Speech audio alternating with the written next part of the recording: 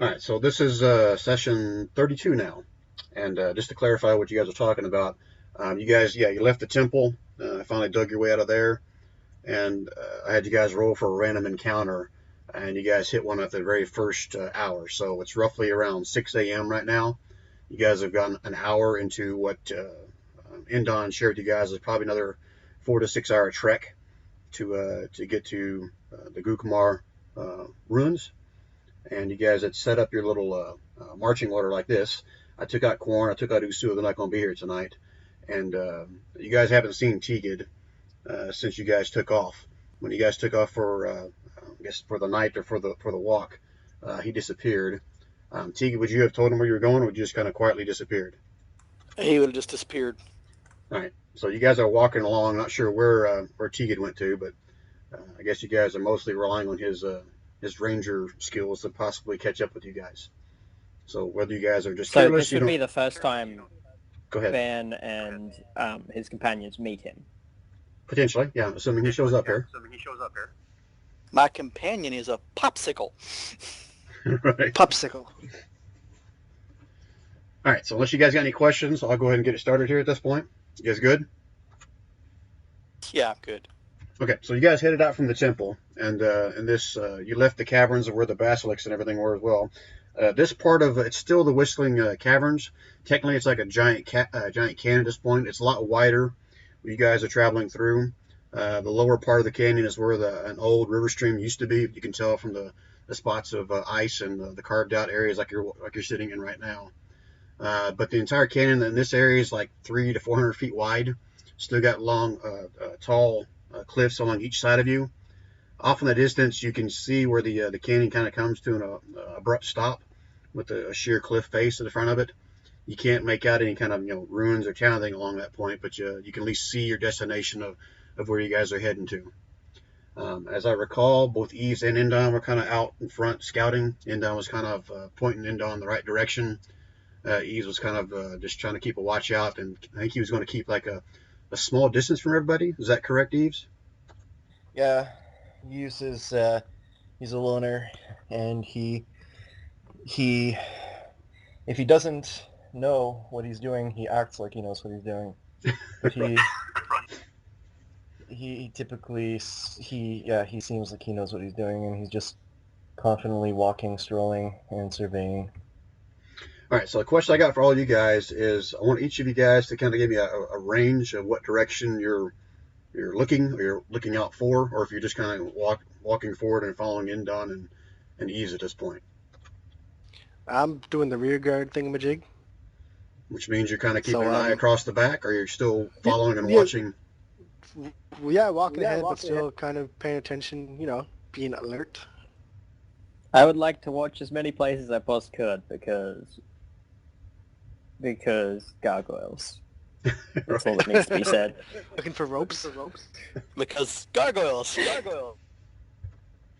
Fool me once, shame on me. Fool me twice, shame on me. Fool me 6 or more times, shame on you. All right, so here's what I'm going to do. Kira, I want you to roll me a perception check. Everyone else, give me a perception check, but at disadvantage.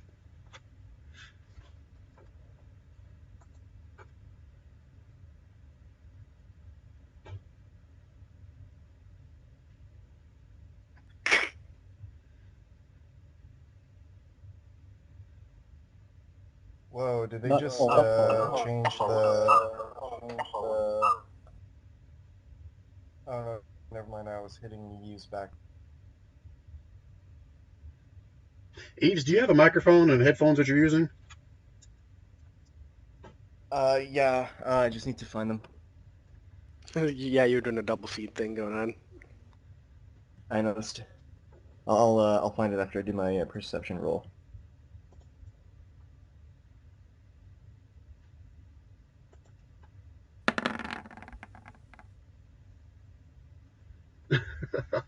All right, so Kira got a 6. And Baron at disadvantage got a 14. Eve's got a 5, and Indon failed misery as well. So Baron, the shortest guy in the group, somehow sees over the top of the hill over to his left a giant owl kind of coming circling around, coming closer to you guys. Oh, shit. Oh, shit. I tell everybody what I see. There is an owl over there. We're probably about to be attacked. Get ready.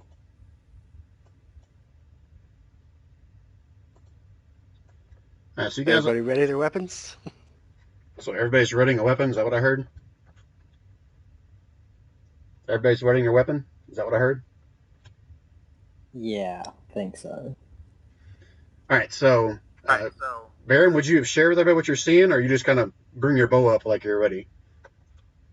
Oh, I tell everyone. I say we're about to be attacked. Giant owl.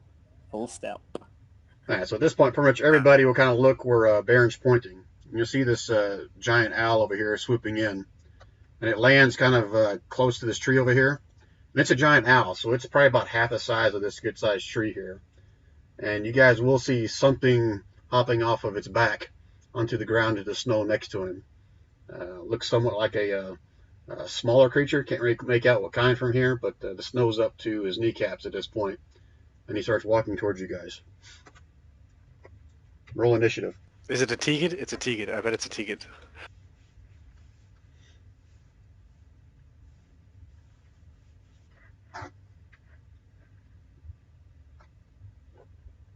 Oh, I think I saw a pretty bird.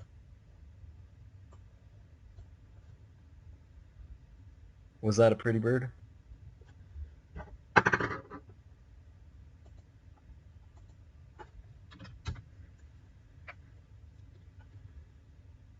Looks like I got you guys in here twice again.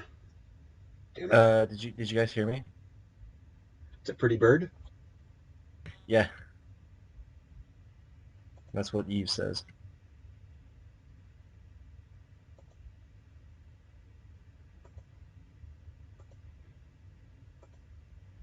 All right, who didn't put their turn in there? Me. Kirill? 8.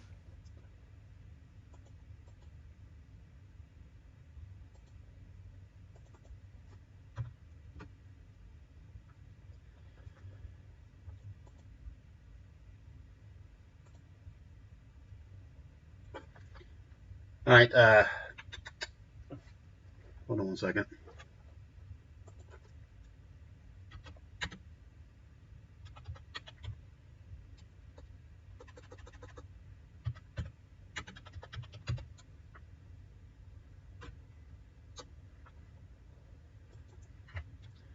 All right, so I'm going to drop in a little icon in here to represent what you guys think you see. My little world-famous info token here. All right, so you guys see this guy, short thing kind of dropping onto the field, and it's walking towards you guys. Doesn't make any kind of threatening moves towards you, but it is slowly walking towards you guys. How about I roll for him? Great.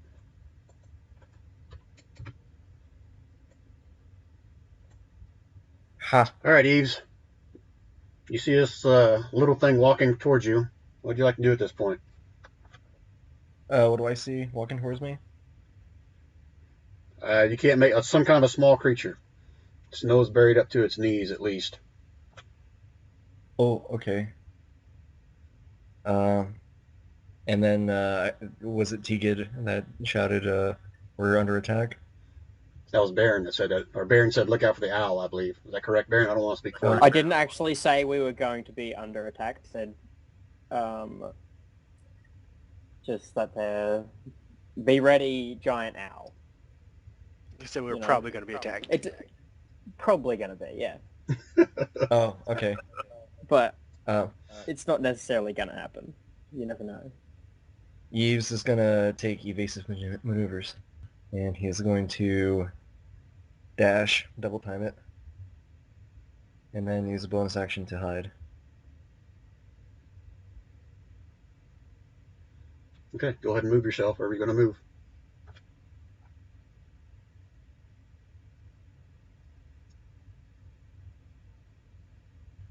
Eves, go ahead and move yourself. Oh, Yeah. shit. So like 6 spaces is 30 feet, right? Yes, it is. Correct. Getting Okay, work. so 12 Just- spaces is 60 Just so feet. you're aware, Brian, the Yep. entire map's visible. Really? Well, doesn't that suck? Yeah. Oh, just north to south, right? Do you see anything to the right of Yeah. you? Nope. No. Yeah, no, just like this whole square we're in here, I guess. Yeah, that's fine, because I wasn't sure how far we're going to get from this first one here. All right, so that's your action, Eves. Yeah, do I need to roll like a stealth check or anything to be hidden? Oh, your bonus action was to hide. Yeah, roll a stealth check, please. Yeah. All right, so you kind of crouch down to the so- section there where the cliff kind of meets the upper section up there. You think you're Yeah. being pretty stealthy. Anything else, Eves? Oh, sorry. that's- I saw that's your all it is. 13. I was using your 13 for your stealth. Okay, sorry. All right. So that's a 21 for stealth. Yep, I got you. All right, so Endon kind of looks back up there as well, and let me. He's going to pull out his short bow as well, and he's going to ready an attack if it comes toward him in a threatening manner. Kirill, what would you like to do here?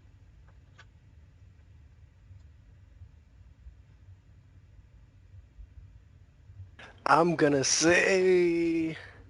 I'm gonna bring up my shield. And... ready in action in a defensive stance. Okay, so you're readying basically a shield dodge up. action, basically, right? Dodge, defend, whatever you'd like to call Right, it. that's fine. All right, how I about don't you, picture Baron? myself dodging, I'm picturing myself more just shooting a shield in the way. I got you. I have an arrow knocked my bow, but I'm ready to attack, but I won't until I see what happens. We haven't technically been threatened yet, so All right, you're going to instruct your fellow dwarves as to how they should react as well. yeah, just wait. See what happens. Okay, They just so, attack, we attack. right. Just so you know, your other two dwarves, they don't have any kind of range weapons. All they've got is their hand weapons. Yeah. All right, so you're having them stay put, right? For now. All right. So you guys all take your turn. You see this little guy. As he starts walking closer to the edge of the cliff, he gets bigger and bigger at this point until he's standing right on the top of this thing. He's got a large cape drooped over his face, so you can't really see who or what he might be, but he's now the size of a normal humanoid. And just so I can know for future reference, how high is this cliff peak? How does it look like? Like, how high does it look like? I'm going to say it's probably about 20 feet tall at this point. It's probably about a Okay. 45-degree angle where it goes up about 20 feet. Between the right, strange cool. thing and like the dwarves, say, is what I'm talking about. All right, Eves. Anything new you'd like to do at this point? Yes, he's going to crouch close. He's going to sneak closely. Wait, can he see these two figures in the distance? Yeah, it's daybreak, so it's kind of hard to miss that giant owl. And you would have saw the other thing kind of grow in size, and now it's standing there at the top of the cliff. Oh, okay. So you said you're going to sneak? You're going to move somewhere, or you're just going to try to hide again? Yeah, I'm gonna sneak and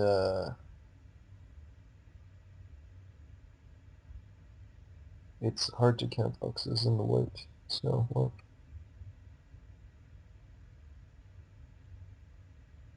So explain to me how you're sneaking or how you're trying to hide, because that part of where you're up above where the two things are is kind of quite open. There's not any kind of brush or trees or anything there to kind of hide in. well, you said it's like a 45-degree angle slope. That's right here between the guy and the dwarves. I mean, Okay, so between you and the info button, it's a gradual slope going up, but not quite 45 degrees.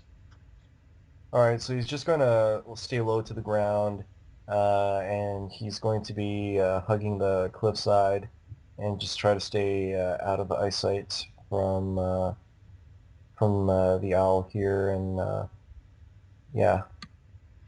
All right, go and roll me So a I guess stealth. It's going to be at disadvantage because this is all white, and I'm assuming your clothes are at least gray wool or something at that point.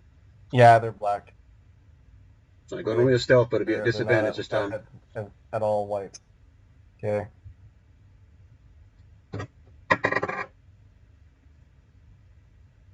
Yeah, not bad. All right, is that it for you, Eves? Yep.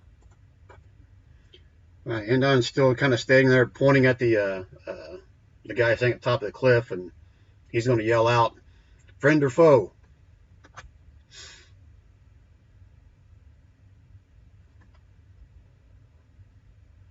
And he gets no response.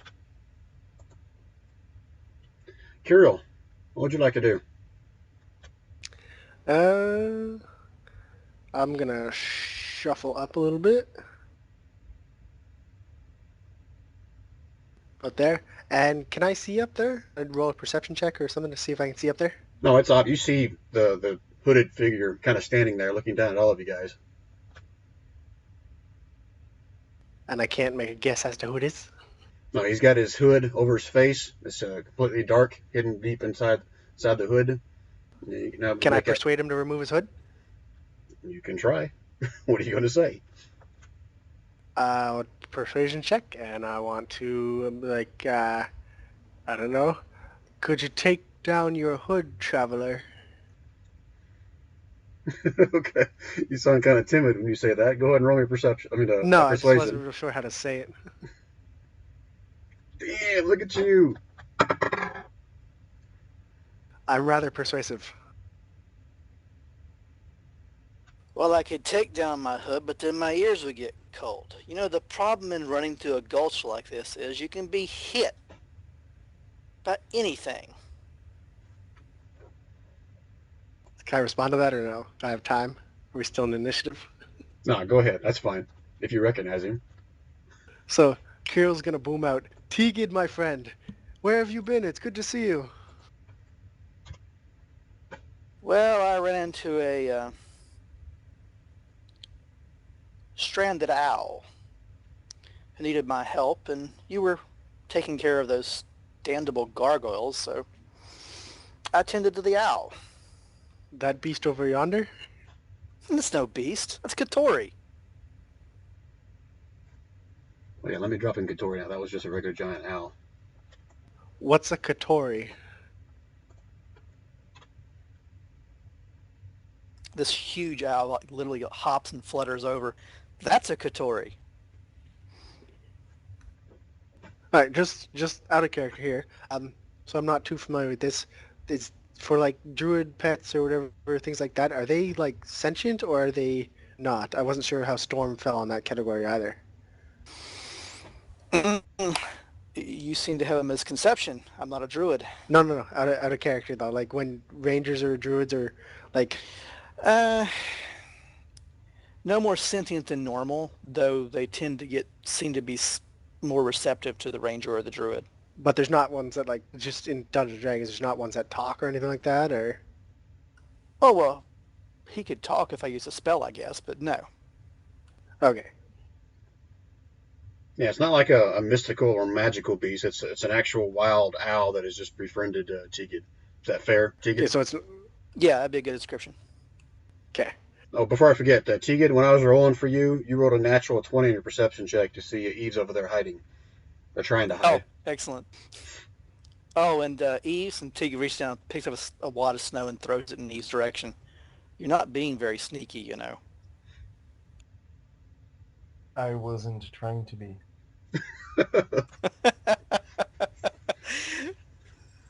Yes, certainly you weren't. Come, my friend, let's get down with the rest. And we need to get them out of this gulch before something decides to come on top of them.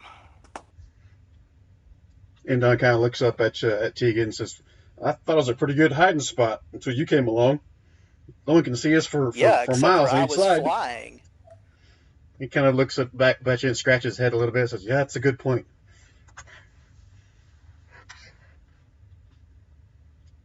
All right, so Indon will kind of urge you to either come down or we go up to him or whatever and keep moving forward if you guys want to. All right, I so am so confused. Just so you guys know, like Brian said, this owl is big. I mean, here, let me fix that. Tegan was riding it when he rode, but he had shifted into a gnome. Is that better? That's better. Tegan the gnome. Yep, it works. Tiny Rick. Well, when you need a second real hand. So where did you run off to? Right after we left the Basilisk, I started scouting ahead, and I heard Katori off in the woods, crying for help. I went to check out to see what it was, thinking it might be more of those gargoyles. And by the time I caught him out of the snare he was in, you guys were gone. Well, of course we would be gone. Those damn gargoyles are pests. You ran into them again. Yeah, they're everywhere. You didn't see the net at the opening of the passage. Oh, I wasn't the one that got caught. Oh. Some other unlucky person that got caught in it. Well, so after I got Katori taken care of and his leg mended, we started looking for you. Been looking for you ever since. Indon would have looked back towards the dwarves and saw somewhat of the hesitant or confused look on Baron's face, and he'll offer to introduce you guys to Tegan if you want to, Baron. Sure.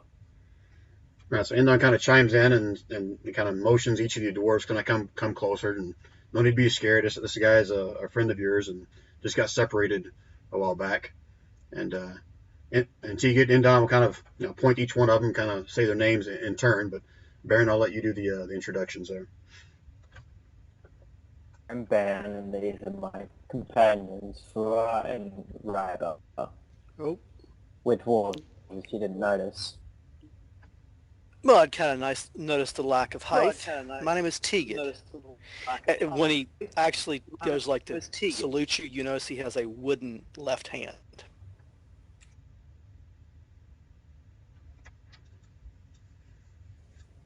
Huh. Indon will kind of point What over happened to to his... your hand? Sorry, go ahead. User in your channel timed out. User disconnected from your channel. Wow, we used to lose like 2 or 3 people? What happened there? Yeah. Yeah. Yes, we did. We lost Eves.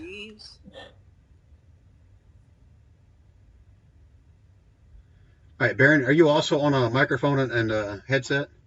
User joined your channel. TeamSpeak having a wonk here or what? My headset has a microphone on it.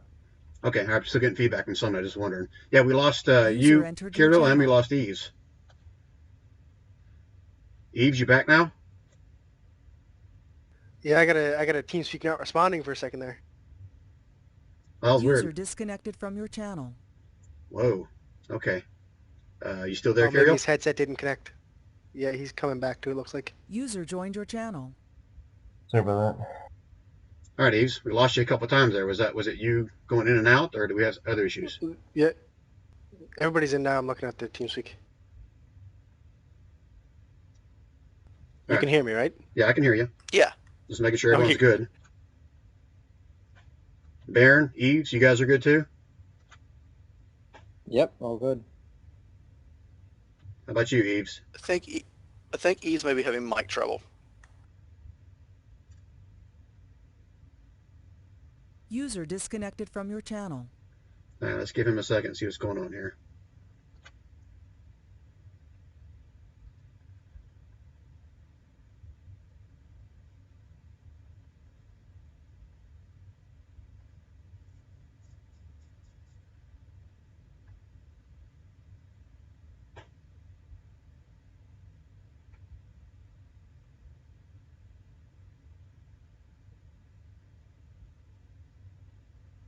User joined your channel. Alright, sorry about that. All right, you all good now? Yeah. What did I miss?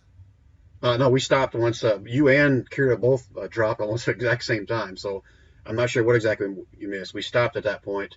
Baron was introducing himself and the dwarves to Tegid, and Endon was about to kind of explain about Tegid's arm, or ask Tegid to explain about it, since he probably have noticed a strange look by some of the dwarves looking at his arm. Oh. Yeah, Got I heard the bit with Tegan with the he waved and said his arm was made of wood, and then that was kind of it. All right, so you didn't miss much. We stopped at once both of you guys dropped, so we can pick up from there. So Tegid, Endon kind of urges you to kind of explain your contraption of an arm that you have now, if you would like. Oh, seeing the kind of confusion look on the dwarf's face. Oh, that. We encountered a witch a while back, and she really liked fireballs. Kind of lost that. This helps me hold my bow, though. And he actually pulls his bow from his back and starts attaching it to his wooden arm. That's Hey. pretty crafty. Yeah, Did you I make it can't take yourself? credit. It was a craftsman in the town we were in that made it for me.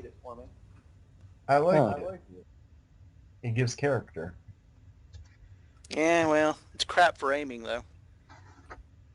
Endon will also Just kind need of to whisper. practice a I little can bit more. imagine. Sorry, go ahead, Eves. Yeah, you just need to practice a little bit more. The Endon will say he also needs to practice a little bit more at cooking ribs too, because his arm hasn't helped that part out very well. Hey, Hey, I guess if I was just really because you don't hungry, like my cooking, Endon. I'll just try cooking over an open fire a little more intent with a real arm. Anyway, Endon will kind of get you guys to kind of reform up your marching lines, if you would. Kind of ask Tiki what he plans on doing with the owl. If he's going to walk next to us, or he's going to help scout a little bit, or what's his intention with the owl. Tigid looks at Katori and actually speaks to him and says, "Stay close, circle above." And the owl takes off and just kind of starts circling over top of you guys. All right, so if Katori's doing that first, then I want a perception check first from Katori.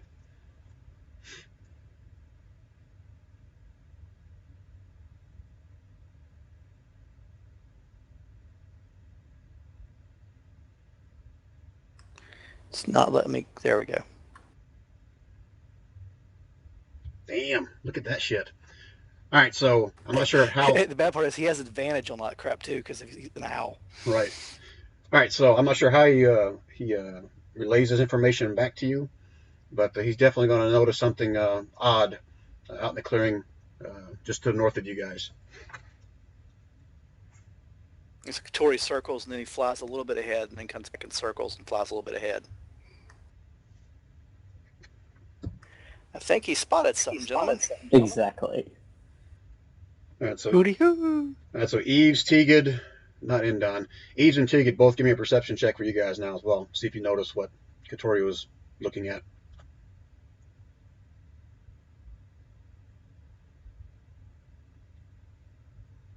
Oops, that's persuasion, not perception.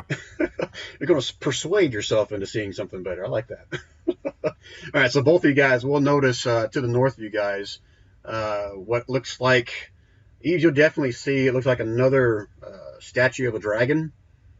From your perspective, Tegid, you will see one and part of another and some kind of a frozen icicle structure kind of in between them.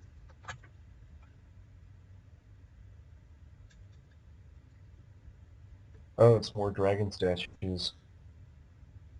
You've encountered dragon statues out here? Oh, there's just In a temple, one. yes. Yeah, in the temple. Temple. Endon will kind of Oh, right, yeah, you weren't there. Endon will kind of fill you in on the temple that the dwarves showed them to, and the fact they tried to stay there for the night. And there was this weird-looking statue in the backside of the temple that was obviously a lot newer than anything else in the temple. And he thinks was it Kirill or Korn? Somebody Kirill So recognized. it's Kirill. Yeah, somebody recognized And read that was me. yeah, read the Draconic. runes. Right. Yeah, Kirill will chime in there at that point and kind of probably fill the rest of the story in about. Go ahead, Kirill. So read the runes, and I can't remember who it was, but it was a white dragon that was like a dread worm, or can't remember exactly what it said. And so obviously it was like it was some evil statue basically in worship of this evil dragon. So I smashed it because I'm a good paladin. So Yeah, I you think his found name a was Stoga. Stoga? I Something couldn't like that. pronounce it the first time. Kirill can't pronounce anything. Tika kind of looks at the group and goes, so you found a temple with a statue to a dragon in it, and you thought it'd be a good idea to smash the statue. I smashed his Hey. head off. Hey, he's not a bright The temple paladin. wasn't originally to the dragon. It was The temple to was a god. desecrated and redone to the dragon. Yeah, which means someone was using the temple, worship the dragon, and you just left a calling card saying, "Hi, we're here." Hey, he's not a bright I'm pretty sure we paladin. already killed everything else in the area. He kind of looks at you guys. Have you ever never heard of the concept of leaving no trace? I also stole this Well, broke we this got a shiny rock nice, out of the ceiling. You knocked a hole in the ceiling. No, Yeah, I yeah, broke we this shiny found a rock out. nice- Yeah, he found a nice... I'm gonna show him the divination stone orb. Maybe Yeah, I should the get back from shiny- Katori and just fly off. He mutters under The his breath as he Palantir. looks at statues. So were the statues like those? And he points in the direction of the statues.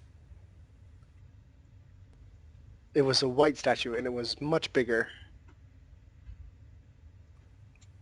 Okay, and these are what? Can I tell what color these are, Brian? From this distance, all you can tell is they're made out of some kind of stone. You'd have to get closer to really tell what color they are. Yeah, I'll be trying to be a little stealthy Yeah, and move I'm up pretty there. sure we'd know if they were white or not, though. Yeah. If I were a betting man, I Everything's would covered in snow. say that those are granite. Oh, gotcha. Yeah, out of character, I couldn't find little snow-covered statues, so they look dark here, but they're actually covered in snow. Okay. I can't go any further. Can anyone hear me? Yeah, I heard you. Yeah, I we can can hear put it. Oh, okay. Yeah. He was just going to say if he were a betting man, he would say that the statues were made out of granite. Now, out of character, you said you Maybe. can't get past that spot. Is that right? No, I can't get past that point. I was looking up beside the tree there and look closer, but I can't move past it. I must have set up some kind of boundary there before. Here, I'll move you one space up. That'll work. Easy, let me move you two. Are you stuck? Yeah, I can't move either, but I am also going to sneak up. All right, anybody else going to move up? Wow, even Absolutely when I not. Not if we're being sneaky. You, Oh wait, yeah, the paladin is about as sneaky as a tank. you guys see Eves getting up there, and he's crouched down the snow again with his black cape, kind of being all sneaky and stuff. And you see him kind of plop down the snow, and he's just in plain sight. Some of you may get a little kick out of seeing him trying to be sneaky with this black cloak on. Yes. Meanwhile, he's doing that Tegan's thing. just appeared to vanish. All right, so Yeah, Hughes is doing that thing where he's just like, he crouches and he's like, that's it, I'm now hidden. Not see me. I'm just thinking, nose probably high enough. He could just go gnome and look like a mole going through the snow. all right, so from this vantage point, Tegan and Eves, both of you being very sneaky, you guys will also see up to the right here a little bit. You see some other large beast creatures covered in ice, kind of off to the right there a little bit. Tegan, you also see a couple of small things in the snow, kind of in the center between these two statues of dragons as well. Indon will make his way up here as well, trying to see what's going on between you two guys. And he's going to kind of point out in front of us. What is that up there? Stay back, Indon. I don't like the look of this. I point off to the right to the frozen creatures. Doesn't that look a little bit like, well, like Storm after our fight? Indon will kind of squint his eyes over a little bit and says, "Yeah, but they look bigger than Storm." I'm not talking about what they are. I'm talking about what killed them. Says, could be. Could be. I haven't seen any really bad ice storms roll through here. Neither have I. Could be another white young dragon that we fought. Or it could have been the one that we fought. In which case, we've avenged these poor souls. Kirill, you went across that border. I can move you if you want to.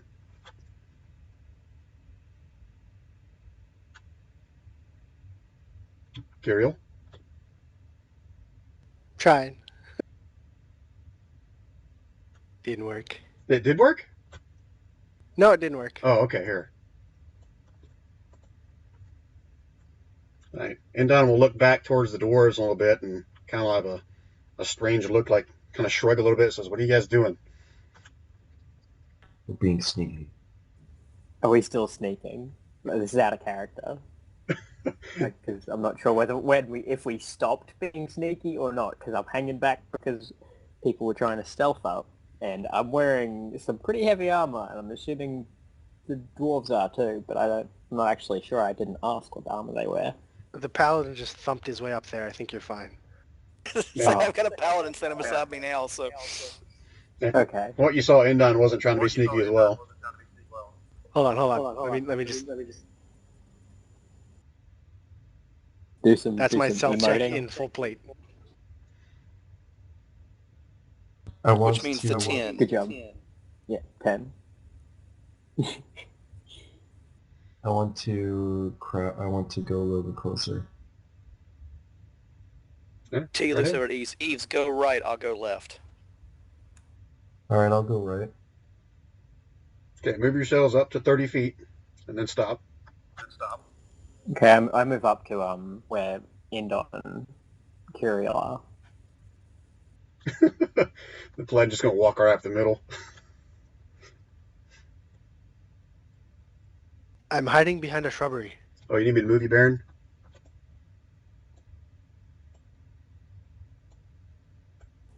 Drag Katori across too, please. Indon would have kind of stayed behind this tree a little bit. All right, so go ahead, Baron. If you want to move any closer, now's the time to do it.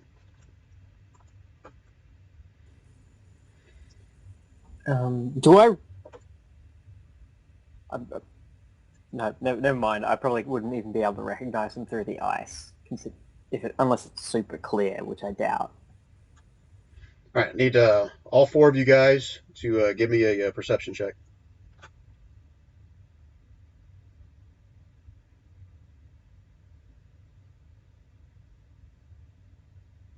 And then surprise initiative. Holy shit. No. Kirill's like, ooh, this is a nice tree. Good shrub. Is One like this this a outside tree? my house. I travel with the most unobservant group of people. Oh, jeez. All right, Tegan. So from your vantage point, you can definitely see the statue of the dragon here. It is a statue. There's nothing else to be concerned about. You can also see the similar dragon, somewhat symmetrical from this point. You can also see what looks like on the ground some kind of bag, almost like maybe it's a saddlebag or something at this point. You won't be able to see that because the tree's in the way. These guys a little farther away, you're still not going to be able to tell what exactly is encased in the ice there. The rest of you guys don't see anything more than what you originally saw. Can't make out exactly what things are, but, and like I said, Kirill's looking for more rocks shaped like his head.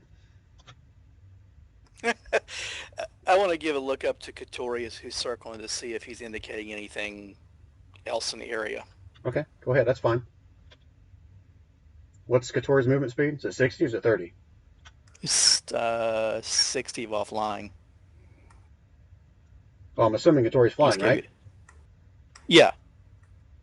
Okay, she's just flying in that little spot right there, or where was she going to go to? Well, he's kind of circling around the whole area, but I'm not going to move him the whole... Yeah, let me Just kind of looking to see what he's seeing as he's flying by.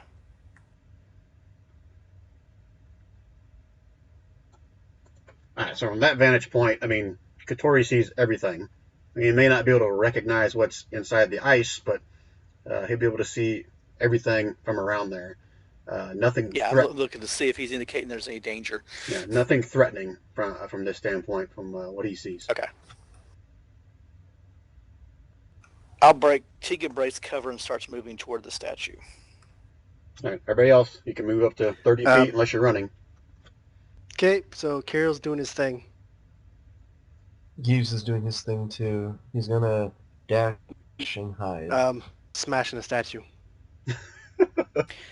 Oh my goodness. I feel ambushed because I have my bow ready. All right, so Yves went up there and hid. And I would like to instruct. I'll run up to there move up with and me. hide. Okay, the doors will stay with you then, Baron.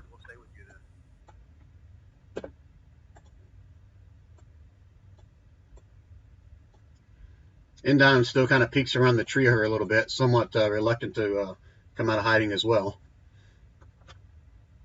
Ooh, that's a nice stealth check. All right, so Yves is hiding by the tree and the statue, and Kiriel starts just pounding away on this freaking the head of the He's statue. gonna smash the head of this dragon. And his clanging is pretty much heard all around you guys. So most of you guys will realize that any chance of being sneaky or hidden is not going to work too well with Kiriel there banging the shit out of this the statue. No. They're still hidden. It just means that whatever's coming is going to come for me. Right. But the point I'm trying to make And across the is ranger standing beside you. you're making basically a loud ruckus at this point. Tegan looks at Kiriel's like, what in the God Hey, look, are you look, doing? A distraction. Indon's Why? gonna dive underneath this tree when Kiriel starts banging away on the dragon.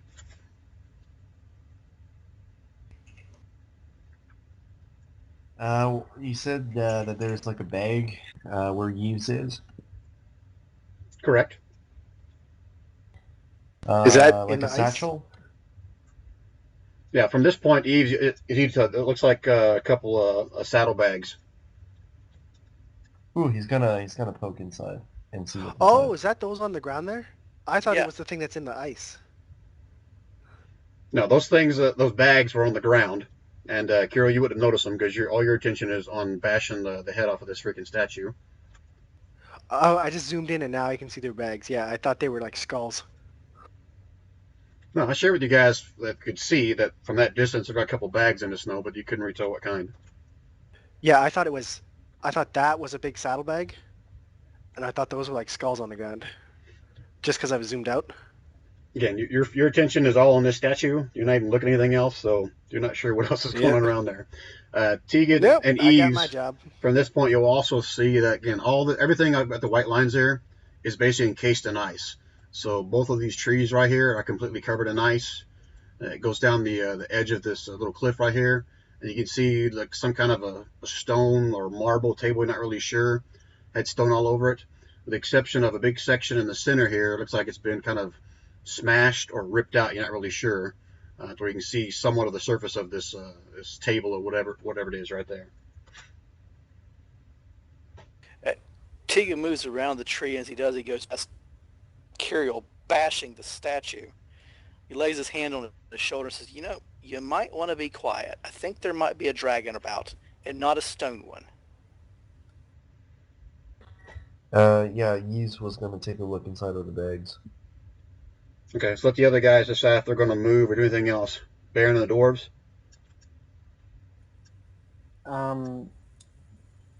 I would like to tell Fua to my right to take cover behind that tree, and then Ryder can take cover on the other one over the left, and I'll take cover behind the one that I'm standing next to, I guess. Right there? I'll just tell him to take cover, yeah. Just to be ready, in case something bad happens. All right, so while you're doing that, you see Indon kind of poke his head up underneath this tree.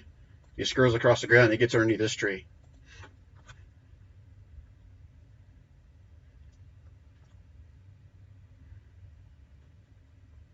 All right, so Yves, you're going to look inside the bag. Is that correct?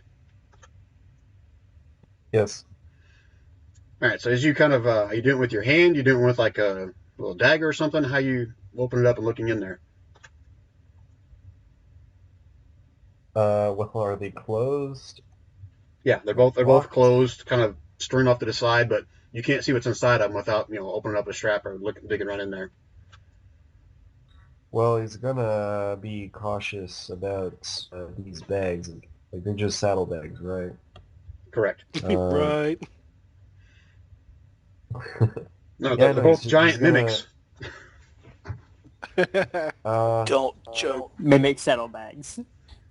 What's that joke? The party of adventurers walks into the bar, all their weapons unsheathed. The bartender says, "Why are you guys carrying all your weapons like that?" Mimics. Oh, the bartender laughs, they laugh, the table laughs, they kill the table. Right. Actually, now that you mention it, you've had an experience with them before, and I don't know. He's gonna. I don't know what he's gonna do. I wouldn't expect bags to be mimics. Ah, damn it. Whatever. Pathological fear of mimics, of chests. No, he's Of just gonna. containers He's gonna in open general. one. Fuck it. He's just gonna open one. With what? With his hands? With how you open it? Yeah, with his hands. Yeah, he's gonna pick up the bag and he's gonna open it and look through it All right. So you pick up like the bag. a regular human being. You kind of sling the top of it, the lid off. Look down the side of it, and looks like you see some remnants of some old crusty blood and a few small little white scales inside of it. So that's one bag, right? What's in the other bag? Before you do that, anyone else want to do anything here? I'm just. Yeah. Does he tell us what that is, or? I'll tell after. I'm just gonna point out. I'm just be like, are those scales like these scales? And I'm gonna like show the scales that I've got. All right, stop there for a second, because you would not have seen the scales. They were inside the bag, unless Eves was sharing it with No, you. that's why I'm asking if he was sharing it. Yeah, I thought he said No, no. he's looking through the bags. Oh, okay. I thought. Okay, nope, that's fine. But unless if you ask him what. No, because I wouldn't know what you he had the saw. scales. I was Okay. asking if you were sharing it. So if you weren't, that's fine. No. All right, Tegan, what were you going to do? You all see he had been down the snow and touch his hand to the snow. And he reaches out through the world and sees if there's anything in the area that he should be aware of. Anything within any dragons within a mile. Hold on, I'm just reading it. Make sure I answer correctly. Yeah, it's fine. Oh, that's pretty sweet.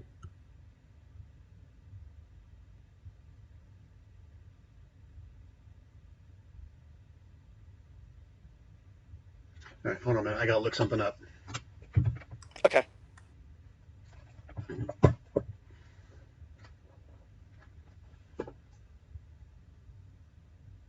That's why I said I was an idiot.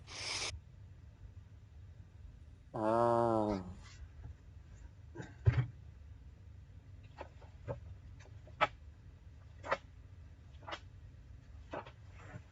Apologize, guys. I should have had this. In before dragon attack. I should have had this ready. I just don't know it by heart.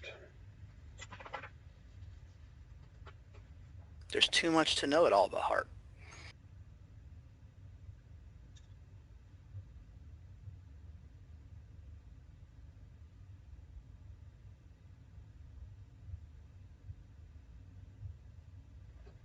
Nope. You don't pick anything up, Tegan. He stands back up and says, well, that's better, I think. What's in the bag, Zeeves? Well, one bag has like dried blood and some white scales. Kind of boring, really. I'm just about to look in the other bag. All right, hold on right there. Let's give Baron a chance if he's going to do anything here. You going to stay put, Baron, or are you going to do anything else here? I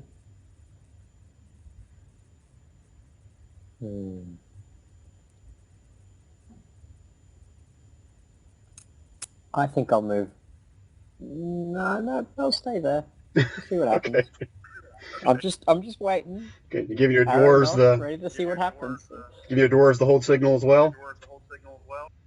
Yeah, we'll just wait, see what happens. Right, they're all hunkered down next to these trees, looking around all nervously. Old battlefields give me the heebie-jeebies. All right, so let's go back. Let's do this from the crap. That's what I'm trying to say. The initiative order. Eves, what would you like to do here? Look through the bag, the second bag. Okay, so you could roll me another initiative just so I can put you in order. Just did. Oh look, All right, so rewind. First. Tegan, you go first before Eves does that. Anything else you'd like to do here?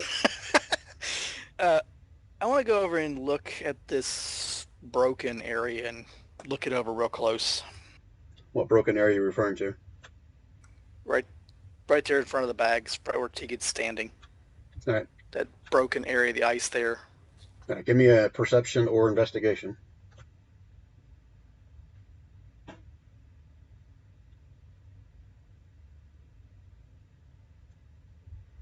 Damn. All right, so you start kind of looking through the ice a little bit. Kind of your vision distorted a little bit, but you're pretty sure you can make out what looks to be some kind of an altar table right here. And the top section of it has been what looks to you like has been bitten open. Giant fangs maybe, or giant claws that basically scraped all the ice off the top of it. And it leaves just a bare top to the altar.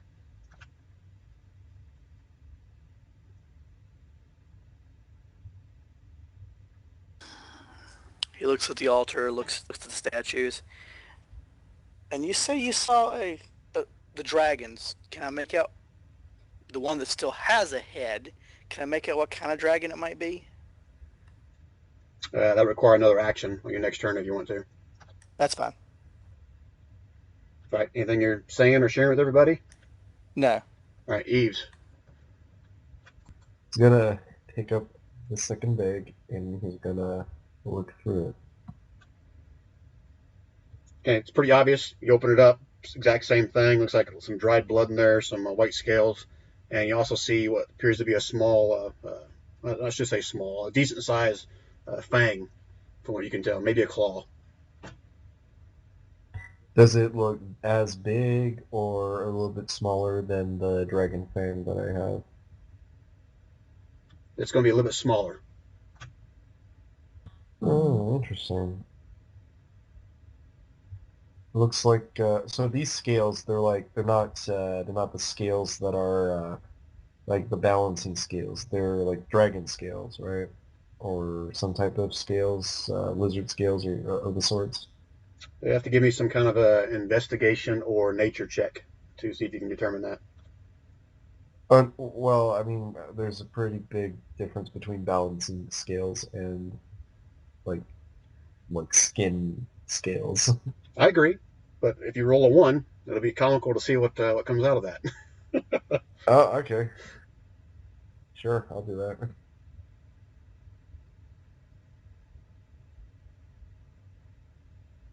So, investigation, eh? Yeah, or nature. Okay.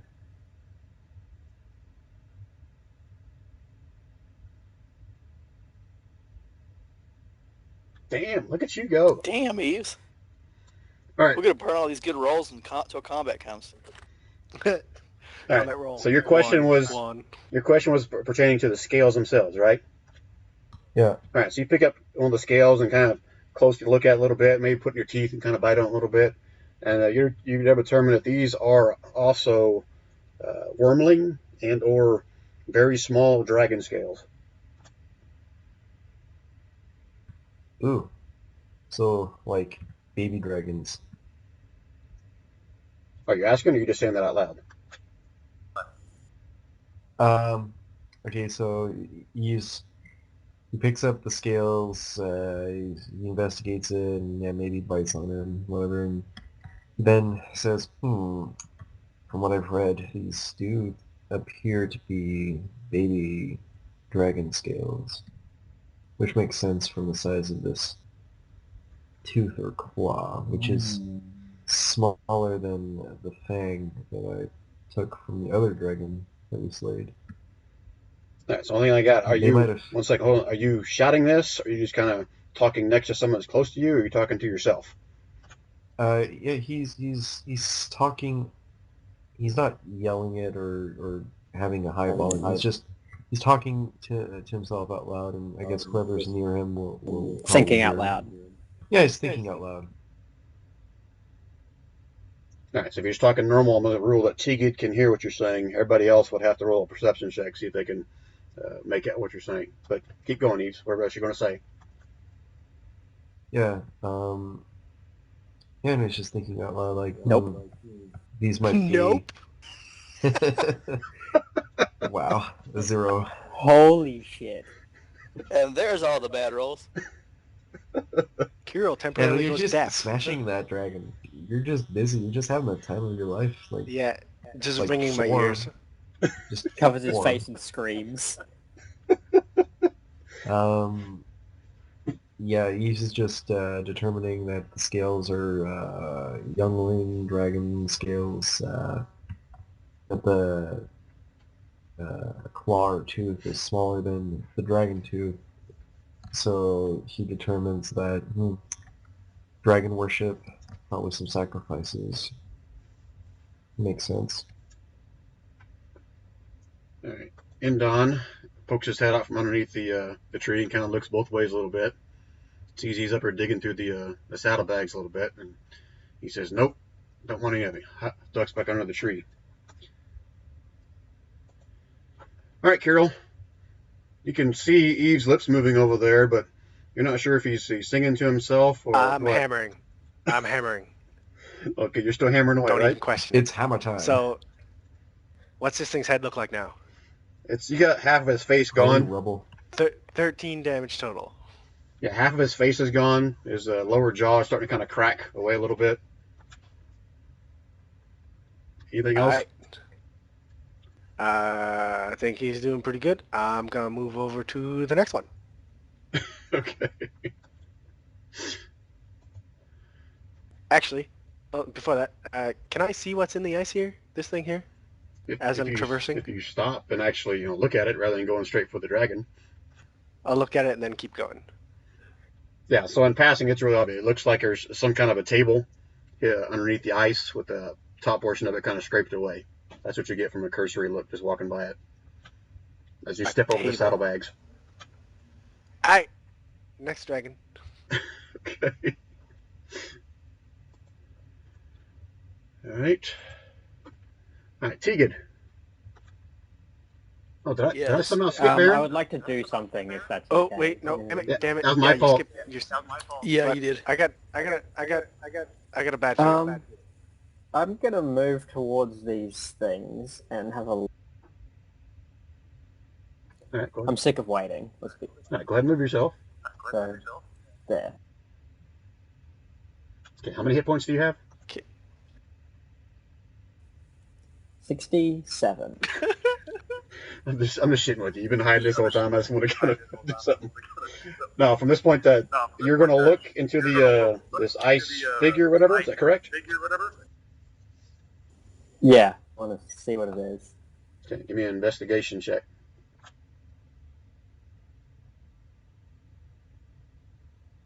He's great at these, really is. Damn. Too bad you didn't do it at advantage. All right, so as you Apparently he is. as you walk up next to this thing and you start kind of looking around, from what you can make underneath the ice, this is those same. Well, you weren't outside, were you? Yeah, you were. Yeah, you were outside I during was. the temple. These would look similar to those same I plummeted trolls. to the ground, remember? Right, I remember now.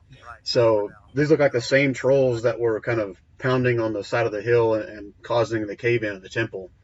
Except for this one, the top half of it looks like it's been, you're not sure if it's been cut off, been slammed off, whatever, but the whole top, his head, shoulder, and arm are missing off of this. You can see the raw parts of his body inside that part of the ice, but the rest of it is cased in, several inches of thick ice. Ah. Does it look like he has anything shiny on him? Anything shiny on him? Yeah, it's shiny. Can you give me a little more? What exactly are you looking for? Just something that glints in the sunlight. All right, 1 second. Let me look this guy up.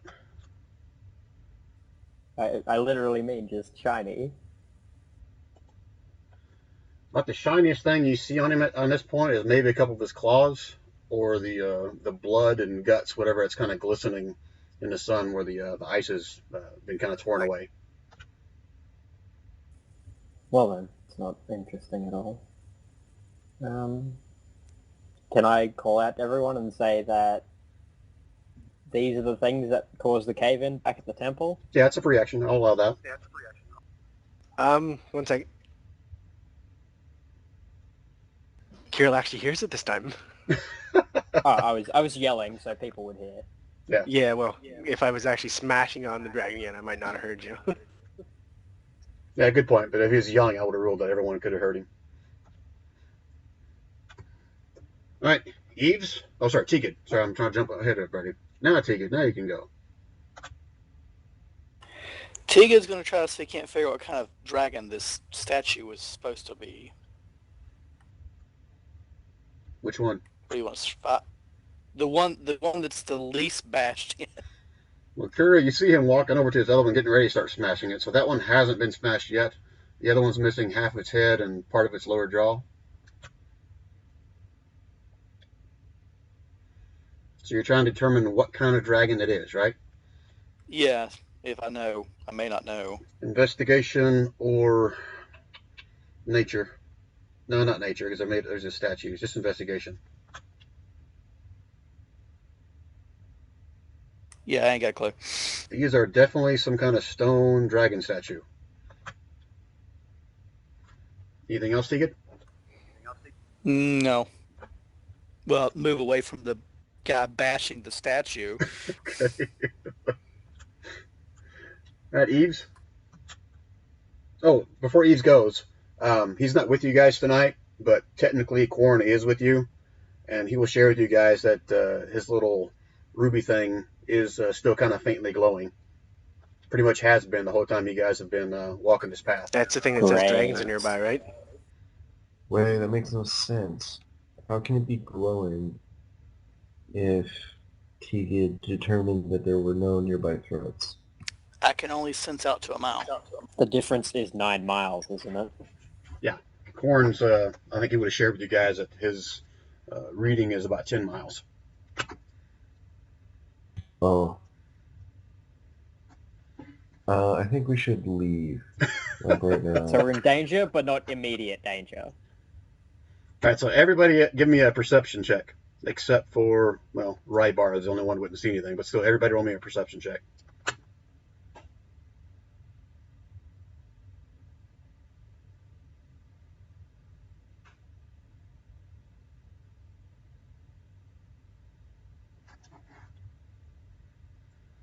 All right, everybody except for Eves would have noticed as you guys are walking all around, there are all kinds of foot tracks all over this area. A few congregating over by the altar. Most of them were kind of in a semicircle around the altar here a little bit. And then you see a bunch of them kind of heading off, in this direction where these other things on ice are.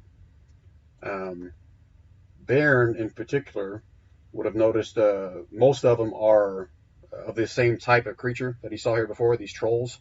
But he also would have noticed one set of boot prints that are smaller than these trolls could produce.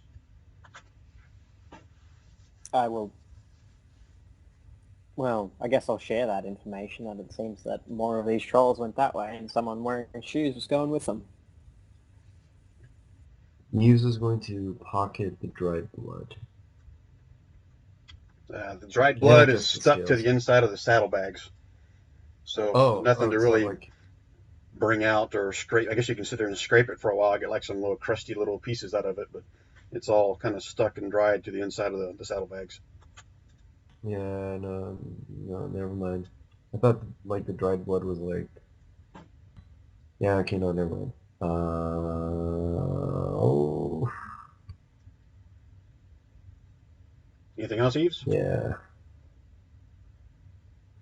No, he is, however, going to investigate the altar just a little bit more. Yeah, go ahead and move yourself and give me an idea of what it is you're trying to look for. So he's just trying to pick up on anything that will give him a clue as to what took place here.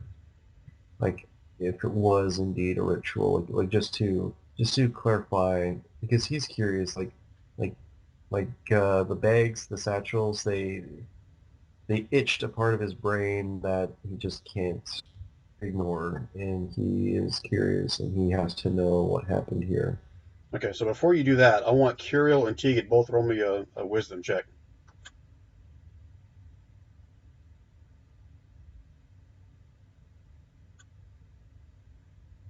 Hey, crit. Wow, double crit. With your Nice. -1. That is pretty awesome. Okay, I guess there's no point in Tegan rolling it. Okay, there you go, Tegan. Carol, you would have noticed as you stepped over those saddlebags that those look a lot like, I'm almost, you're almost positive, you are positive, those are Dirk's saddlebags, which were stolen back in Ingest. And you remember what he had inside those saddlebags, correct? He had the harpy feathers and the white dragon scales. Yeah, Is that right? I forgot about the harpy feathers, but yeah, not the white dragon scales. Not harpy feathers. What other? He had he had the fang, and not harpy. Whatever those bird things were. All right, stop. Let me clarify what he had in those things. Specifically, what he had in those things was the decapitated heads of those white dragon wormlings that you guys fought and killed on your way from Injast to Giad, I think it was, or from Giad to Injast. Wait, you said Dirk had them? Yeah, Dirk. Yeah. Were you guys with them? I think that's where you first met them, when they were traveling, being the escort from town to town. They got attacked by the... I was with them. I thought Kira was with you guys Tegan was too. there. Right. No, I vaguely remember Dirk, but I only saw him like twice. Yeah, I'm pretty sure Who's you were part Dirk? of the escorting, I guess, party that was traveling from Gia to Injast. And you would have... Yep. Let's just roleplay this for a second. So you would have seen what he did. Basically, you guys killed, I think it was like 5 or 6 dragon wormlings, and Dirk decided to cut off a couple of their heads and stuff them in his No, saddlebags. I was playing as Bachfard that day. Ah, okay. Well, and then what it was Dirk was who I kind of knew. It was Dirk knew me, and it was Edward. We ran into them in Injast, and then hung out with the party. okay. Well, I'm not going to... And then ended up getting the mission. Yeah, no, now I know where we're at. I was like, Dirk. He would probably still know Dirk's saddlebags, though. Yeah. Correct. Yeah, I'm pretty sure Dirk would have But I shared don't that know with you what's in it. guys once he got back in town as well. So, again, you would have recognized them, and you would have known what was inside of those. All right. So, Eves, go ahead and roll me your investigation. See if you can figure out possibly what happened here at this altar. Pro tip, when in White Dragon country, don't bring baby white dragon heads with you. We weren't in Dragon Country yet. We were just getting there. That's out of character, just because Ben has no idea what the hell you just found, so... Alright, Eve, so based solely on the fact that you guys have fought a young white dragon at this point, when you investigate this altar a little bit more, you just kind of put 2 and 2 together that you see the markings in the top of the altar where looks like some kind of fang or teeth marks. And your understanding of what happened here is that White Dragon actually bit into whatever was in this, on top of this altar, and took whatever was sitting on top of it, and left these bite marks upon the tabletop. Oh, definitely dragon worship. This was a sacrifice. Guys, we need to split. Or not. I mean, I'm all down to killing more white dragons. But I kind of need to... I'm getting kind of tired of this cold and desolate and quite hostile environment. All right, I'm assuming you... Tegan kind of looks at it and goes, Go ahead. maybe you should dress for the weather. Oh, I'm perfectly warm, but it's still pretty cold. I don't like the cold. Assuming Eves is telling that to everybody. I don't know if you're shouting it or you're just telling it to, I guess, Kirill, maybe Tegid within earshot. Is that correct? Or Yeah, I guess. you guess what? You're yelling it or you're just kind of speaking it? Yeah, he's just speaking it. You can hear Tegan from here. I didn't notice that Tegan had moved already. All right, so Indon, again, will pop his head out from underneath there and see Baron moving up closer to these other ones. And he'll kind of walk up behind him a little bit, but still close between him and the tree. Not really saying anything. He's still kind of looking around, starting to look up in the sky a little bit as well. He kind of put two and two together as well. What caused this? Frightened like a rabbit. Kirill, you still bashing away? What do you think? Okay, you knock off part of his eye and what might have been his horn on top of his head as well. Anything else? You gonna stay there bashing? That's my action. So, yeah, nope. I'm gonna stay here. All right, Baron. Anything else? I guess I move up and look at these guys in their eyes. Looking for something in particular? You're just trying to determine if they're the same thing we saw before? Or what's your intention? I want to see if they have anything that looks interesting. Shiny. Specifically shiny. All right, roll me an investigation. Probably not. Yeah, you can't see anything that's kind of shining the light other than the normal stuff. You know, the ivory of their teeth or their tusks and their claws, but nothing of what you can tell that's real shiny. Eves is he's going to throw a dagger into the... Hold on. It's not your turn yet. I'm gonna stay in initiative order even for these things as well. Okay. Okay. All right, bad guys are up. What's Katori doing? Katori's just kind of actually, he's probably perched in a tree at this point. Okay, all right. There are no bad guys yet. Tegan, what are you doing here? Tigid, having spotted the tracks on the ground, looks to Indon, because he can see where the tracks are roughly headed, looks and knows, which way do we need to go? Okay, so Indon, free action, look back at you, and you need to go to, you want to follow the tracks, or you want to go to Gukamar? To Gukamar. Okay, he'll kind of look down at the tracks a little bit, and the tracks, again, let me put my ruler out here. The tracks are heading kind of this direction. Indon kind of points in this direction. I vote Gukamar. I agree. And Tigid ways toward the dwarves to motion them to start following toward Gukamar, and he's going to start heading away from this area. All right. The dwarves follow. All right, let's stay in initiative order for this right now. So Tigid heads up to his movement. Eves, what are you doing here?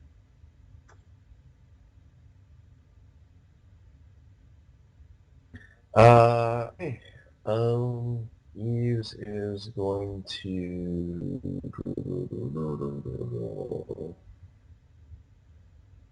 Yeah, Baron, which ice statue was Baron looking at? Which ice statue was he looking at? I said it was this one, right? Oh, let me get back to my pointer. Yeah, that one right there. One? Yeah, Eves is just going to chuck I did say dagger. that they were the creatures made the cave in, and I did tell you all that those were they looked like trolls. So Okay. So the frozen troll then that he's looking at, he is going to throw a dagger at it. Okay. Let's see, where is it? Go ahead and roll me. Or your attack.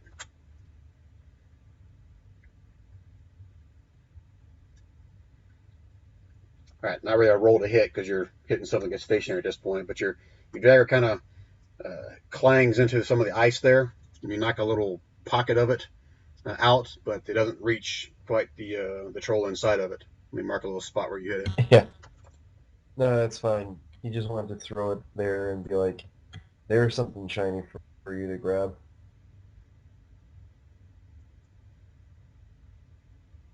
All right, anything else, Eves? He's gonna walk up to it. And that's it. All right, normally I don't do this, but go ahead and roll me a, what's your passive perception first, Eves? I think, well, hold on a sec, let me just double check. I think it's just 10. Hold on a sec. No, I have I have proficiency with perception, so 10 13. plus modifier plus wisdom, yeah, modifier. So yeah, 13 is my passive perception. Yeah, it should be listed on your character sheet, kind of below your abilities there. All right, so basically with 13, you're going to notice that little chunk of ice where he took out there.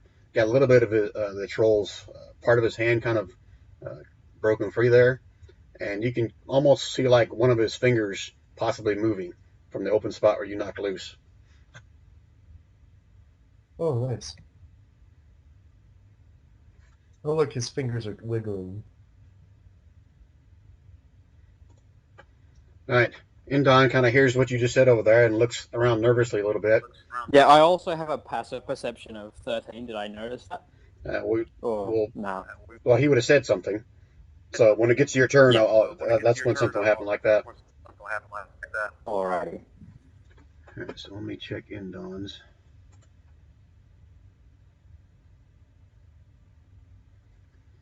All right, so Indon heard what Eve just said about his finger moving over there and looks around nervously a little bit. And then you see him kind of jump back somewhat and gasp a little bit in this direction. And he points underneath the tree over here. Whoops, get my arrow. Underneath the tree over here, that he thought he saw something moving underneath the tree. And he pulls out his bow and arrow and ready to attack something that comes at him. Kirill? You still bashing away? Yep. Okay. All right, with that, so you pretty much demolished the rest of its head. It's got like maybe part of one horn, the upper left-hand portion of its head is left, but the rest of its head is pretty much gone. Bunch of rubble below it.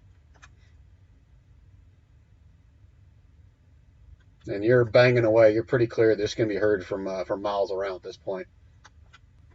Oh yeah, and then I'm gonna go ahead and move up. And hold on, let's see here.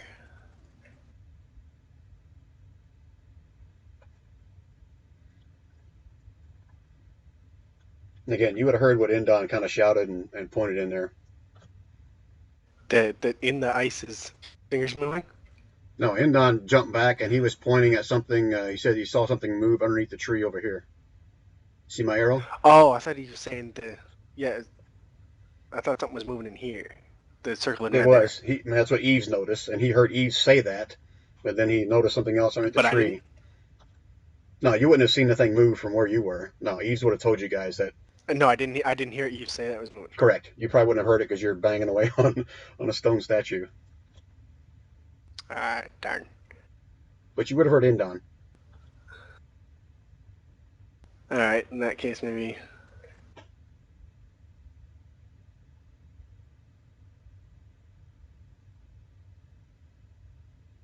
Yeah, I'll get in front of Indon.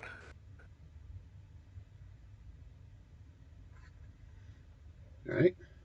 Can I do a perception check? See if I can see what he has. Since you were bashing away on that statue, I'm going to say no. That'll be on your next turn. Okay. All right, Baron. You heard what Indon said. You heard what Eve said. What would you like to do here? You want to do your passive perception, see if you even noticed what he was talking about?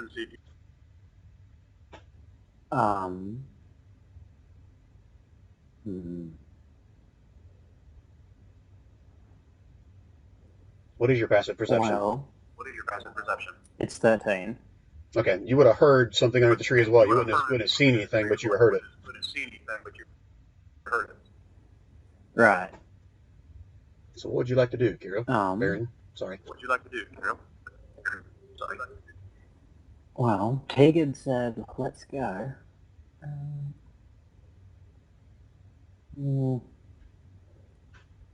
It's moving. I turn back to look at the thing, and I'm drawing my axe. All right, so what would you like to do, Kirill? Well, Tegan said, let's go. It's moving. I turn back to look at the thing, and I'm drawing my axe. No, just in case. So you're readying an action to Actually, attack? you know, I'll cut off the fingers if I can. You said if its fingers are sticking out?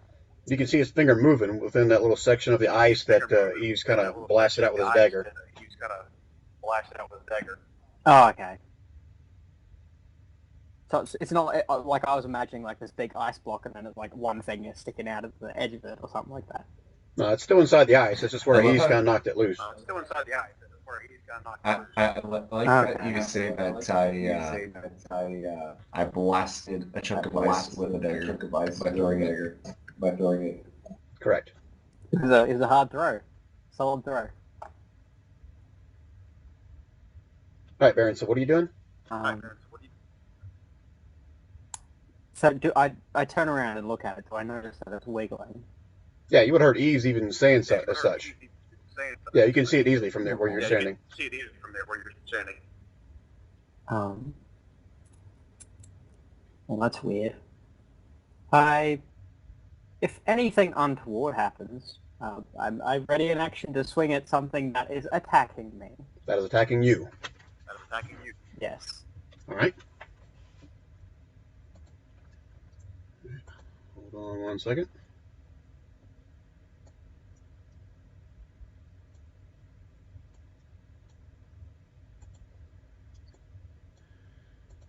All right, so at this point, like I say, I'll rule both Baron, Curiel, and Indon all see this, what looks like a severed head with an arm attached to it, kind of dragging itself out from underneath the tree here a little bit.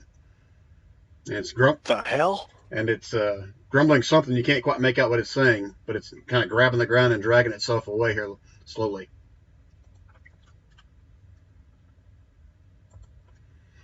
Tegan, you what? Does Hold on, guys. Your turn. You get to do what you're doing. Tegan, you didn't hear any of this, but you're still heading north. But you see everybody else kind of stop. I guess you would have heard Indon kind of gasp and shout and point at something under the tree, but you wouldn't have heard make out what exactly he said.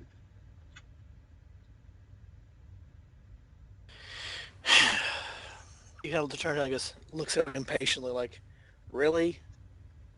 What now?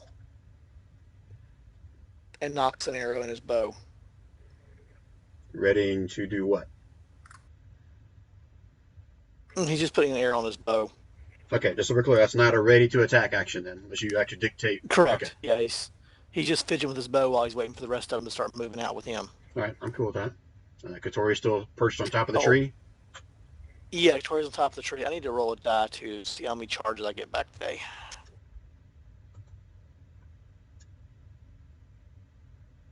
For your bow. 2. Okay. All right, Eves. Okay. I notice what's going on with like this area here. No, you would not have seen that. You would have seen, maybe heard Baron and Indon, all those guys kind of gasping, maybe kind of looking at a spot, but yeah, you won't be able to see him from there. The tree's in the way and all the ice blocks. Oh, okay. In that case, Eves is just gonna get as close as possible and pull out the dagger. He's gonna retrieve his dagger. And he's gonna be like, "Oh, sheesh, come on, guys! It's just fingers wiggling. Like these guys are not gonna break out of their ice chambers anytime soon. Bunch of wussies." So you're trying to retrieve your dagger? Is that what I heard you say you're doing? Yep. Okay, so your dagger would have just kind of clashed up against that thing and kind of fell off the side. It wouldn't actually be stuck in the ice because it actually create a chunk of it, then kind of roll down to the edge of it. So you can pick up and retrieve your dagger easy enough. Okay. So I can actually just so it was at my feet then. I didn't need to move or anything. Yeah, sorry about that. Yeah, when it hit, it just kind of exploded. The ice all around it, and then the dagger fell to the ground. Okay. Then I will retract my action, and I'll just say that I bend over, pick it up, and be like, "Sheesh, come on, guys! His fingers are just moving. Nothing to be afraid of." And then he just walks away towards Tegan. Alrighty. Indon, he points over here and he's like, he doesn't say anything. Just says like, what? Yeah. You're not sure. He's not really saying anything, but he takes another stance. 5, 10, 15, 20. He comes over here and he's got his bow and arrow kind of pointing in this direction over here. And he can't really make out any kind of words to you guys, but he did not shoot. Kirill, you see this thing kind of crawling away. What would you like to do?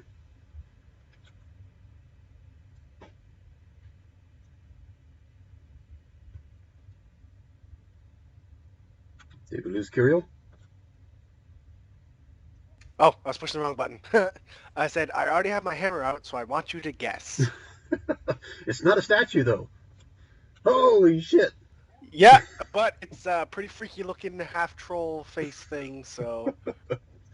Alright, so you run up to it and you basically smash it right in the freaking, I don't know, its head or its arm. It's the only choice you've got. And you hear it kind of growl a little bit and spit or something at you. It says something at you, not sure what he says. But you do some pretty good damage. Pretty good damage to it. This unholy monstrosity. Okay, is that your action, Kirill? Yep. Alright, Baron. You see Kirill kind of run up there and smash on something on the other side of the tree. You did notice something kind of crawling away just through bits and pieces of the tree, but not really making it out completely. You also saw Indon roll around the other side and point an arrow over in that direction. And he just kind of walked away, and Tiga's wondering what the hell you guys are doing.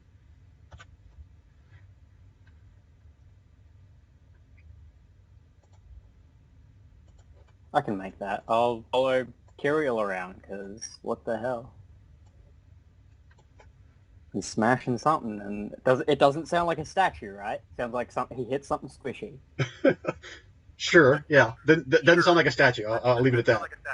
Okay, I'll go look and see what's happening, and I guess when he gets around and sees what it is, is this possible, like, through here? That'd be like difficult terrain. Like completely. Same thing for Kirill, but I just ruled he had enough movement. I was gonna say, I didn't have spaces. Well, I'd have enough to move 2 spaces, considering the rounding. I still have 15 feet of movement. I moved 10 there, and then yeah, you're good. Only 2 spaces. So. Yeah, you're good. You can move right next to Kirill if you want. Right. I move up next to Kirill, and I attack the head arm creepy thing. Okay. Let's see it.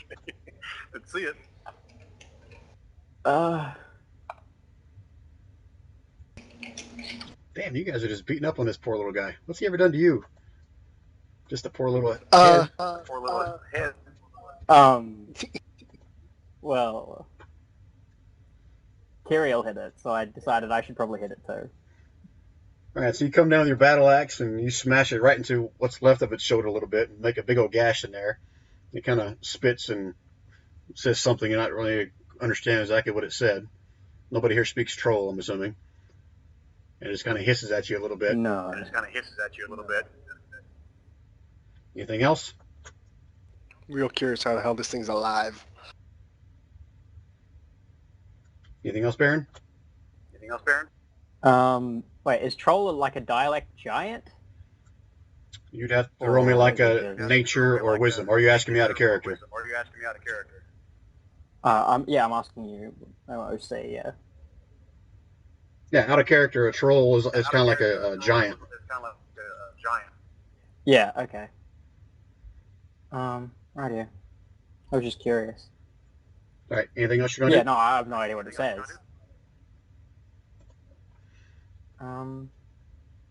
Well, I attacked again, I guess, since it didn't die. Yeah, you have 2 attacks. Go ahead and do it. Yeah. I forgot that I get an extra attack. Dang. I asked you. I thought you were just being nice. Well, no, I was just thinking on those statues and everything earlier, too.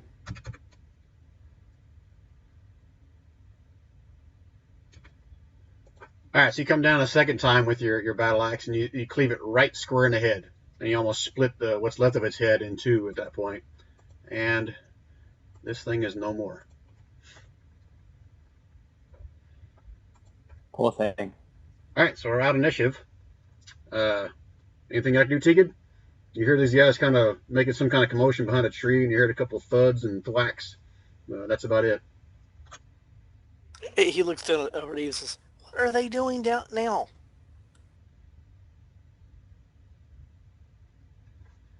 Okay, Eves?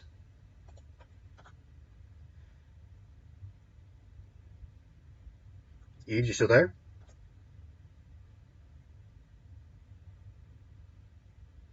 Yeah.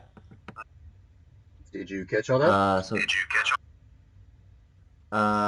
What happened when he killed the creature?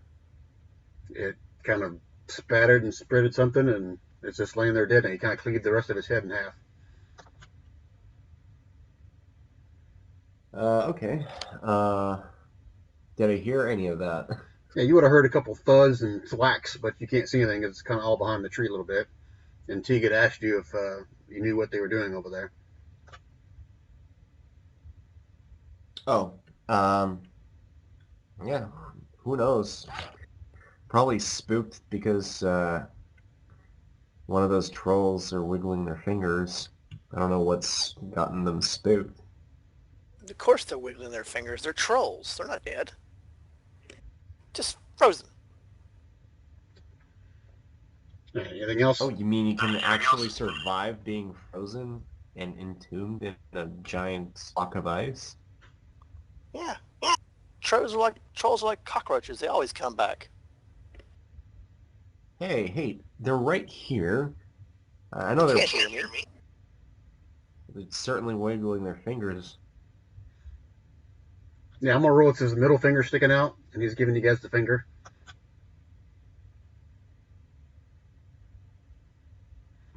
Hey, that can't be a thing. Maybe he can hear you. Anything else, Eves, before I go to Indon? Yeah, that's all he's doing. All right, Indon's just going to kind of look relieved a little bit of that and kind of shout over to you guys says, guys, come take a look at this. It's like part of one. And then come back over here and kind of point. He was shouting at Tegan and Eves there. Kirill, anything else for you? What are I figured I was just gonna drag it over to show them. Let me move it. Does Ben put 2 and 2 together and think that it could possibly... Lost it every second. Can it possibly what? Does he realize that it's probably part of the one that it was dismembered by whatever the hell? You'd have to investigate again and try to figure that out. Alrighty. Now, do I know that this thing's the middle finger up now? Like, I noticed that it's put its middle finger up. I'll rule that he did it when the Eves and Teague were kind of talking back and forth. At this point, it probably would have just been trying to. You see him kind of wiggle his fingers like he's trying to, break more of the ice free to get his arm loose. Oh,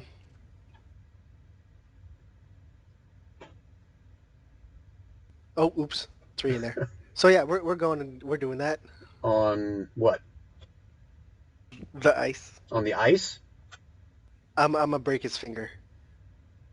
Okay, so make sure I'm clear on what, because if you're just hitting the ice, then I'm not going to have you roll to hit. But if you're trying to hit, something specific underneath the ice, that's a different story. What are you trying to do? He's got his arm you said he was trying to, like, kind of look like he was trying to wiggle his arm out, right? Right. All he's got loose is basically a couple fingers, but you can see him moving them back and forth like he's trying to, work himself free if he can. I suppose I should ask, how deep in the ice is he then? He's like 4 or 5 inches deep in the ice. So he wasn't like wiggling those fingers outside of the ice. No. No, just where Eves threw the dagger and kind of broken out a little section of it where his hand was. Okay, so yeah, so I'm smashing his hand. Okay, just his hand, and not the ice. Well, yeah, because like his hand's sticking out, or no? It's inside the ice, but it's a little bit. So I'm just saying, if you're going to try hitting his finger or his hand, you are going to hit some of the ice as well. Yeah, no, that's fine. All right, so I'm going to rule that it's just his hand sticking out. Half of that damage goes to him. No, not on the hand. A quarter of that damage goes to him. The rest of it goes in the ice. So you got 10 and 5. 20. So yeah, 5 the goes last to one him, didn't and count, would it, 15 or? goes on the ice. So as you smash away on this thing, you can see his fingers getting kind of mangled up and smash as you hit it, but you're also breaking out a bigger section of the ice and now pretty much say that his whole hand is kind of free in the ice here a little bit.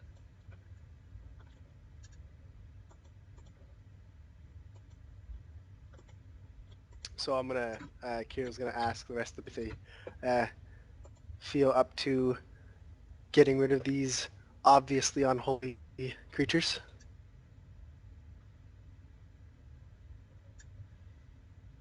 Anybody gonna respond? Actually, given Eves how he did the dagger earlier, To he's gonna Gukuma. direct it towards Eves. Okay, I heard Baron yell. Anyone else gonna? They're just trolls.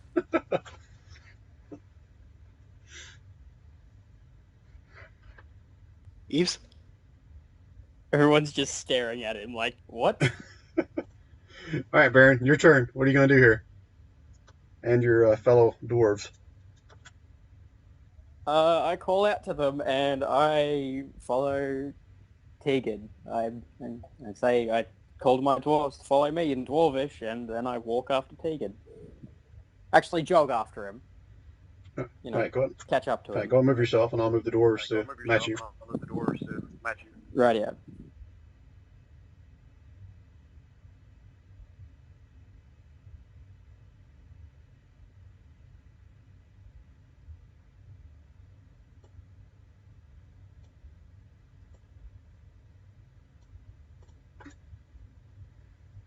All right, Carol. So you're basically trying to persuade everybody into attacking these trolls. Is that right? Yep, and mostly directing first towards Eves there because he already attacked you with the dagger. All right, so let me do this before the bad guys come up here. Anybody that, again, seriously wants to consider or role play, okay, letting Kirill talk him into attacking this thing, I'm going to have Kirill roll persuasion versus your insight. Or if it's just something that you know your character wouldn't do, then don't bother rolling. He could do it for me, but it would count as being with disadvantage on me specifically. Because of a feat? I would consider it being disadvantage. No, it's just because of what Ban wants to do, but he could be persuaded to do otherwise. Okay. So I would consider it being a disadvantage. I'm okay with that. Alrighty. Eves, Tegan, what about you guys? Kirill? Sorry, Tegan what was wants that? no part of messing with him. He knows what trolls are, and he's leaving them alone. Yeah, but it was already breaking loose. We really want to leave these behind us? All right, so let's do it this way. If your character would not have want to do it, you roll yours at advantage against him. If you don't really care, then just roll it at regular. So Kirill, go ahead and roll your... Wait, what's happening right now? What's the dilemma? Eves, are you okay, man? Yeah, I have to like run around and like pick up a couple of things is all. Okay, so are you good for moving forward, or is this going to be a recurring thing tonight? No, it's not gonna be a recurring thing. Okay. It's just That's fine. Just make sure I'm like just I being... had to do like a bathroom break. Okay, and that's cool. Just let me know when you're going to break away, because this is like the second time now I've kind of had to recap a little bit for you, okay? Yeah, no worries. All right, so Kirill basically is asking everybody if you want to go ahead and take out at least this one troll where you kind of knock some of the ice loose, and he's now got a hand free where Kirill was kind of smashing his fingers. Both Baron and Tegan look reluctant to listen to him. You don't know about Indon. So what I'm going to do is Kirill's going to roll his persuasion to see if he can talk you guys into attacking these things. If your character really doesn't know part of this, then you roll your insight check at advantage. If you don't really care, just roll it at regular. Does that make sense? Sure. Yeah. Sure. All right, Kirill, roll yours first.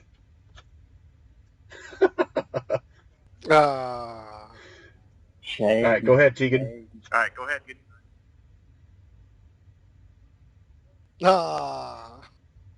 And Eves? Hmm. So I could roleplay this, or I could just throw an insight. I mean, if you think your Or just character would needs- really want to, then you don't have to roll for it. You can just agree to it. But if you're not sure if your guy would do it or not, then go and roll me an insight. If your character is dead set on just heading to Gukamar and not even worrying about this, then you roll it at advantage.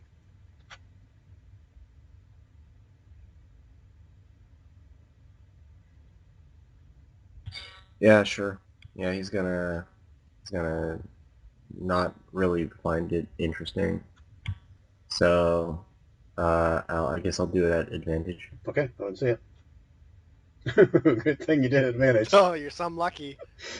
All right, Carol. So all of them kind of give you the stink eye. I'm not going to roll for the NPCs because this is going to be ruled by the PCs here as well.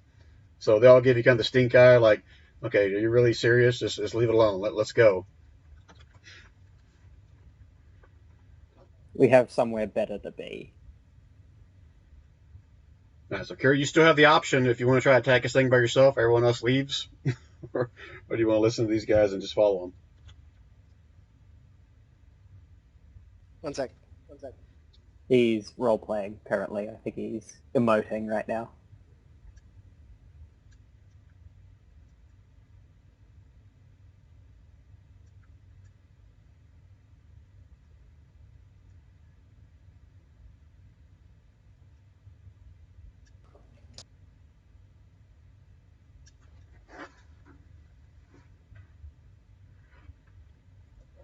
While he's doing this, Indon kind of walks up to this severed head and body a little bit and kind of pokes it a little bit with the end of his bow, making sure it's not moving anymore.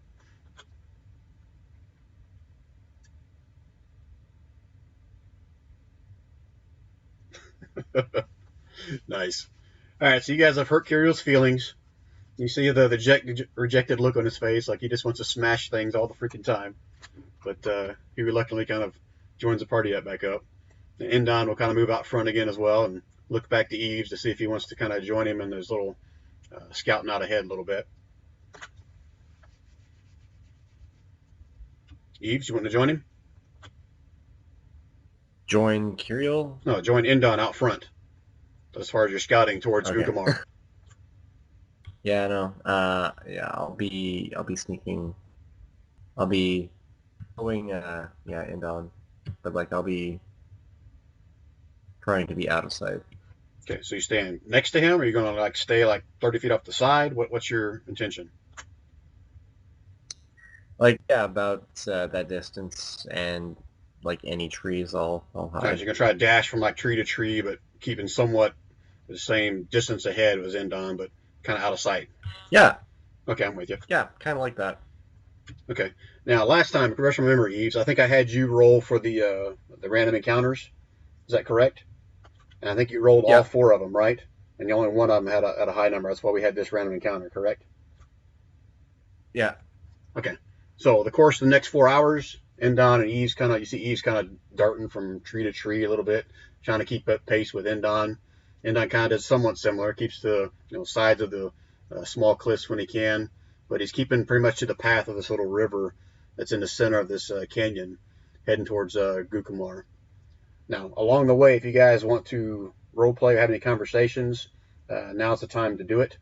Otherwise, I'm going to move you guys right to where you start seeing Gukumar in the distance.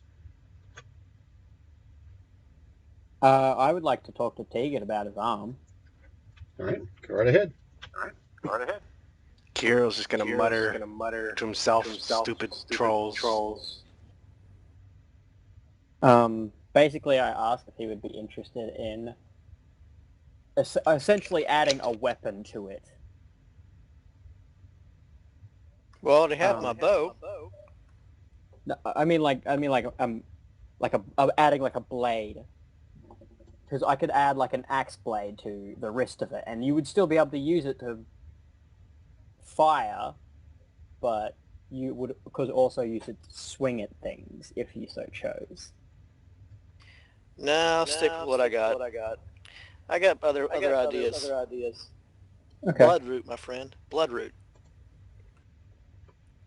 Don't know what that means.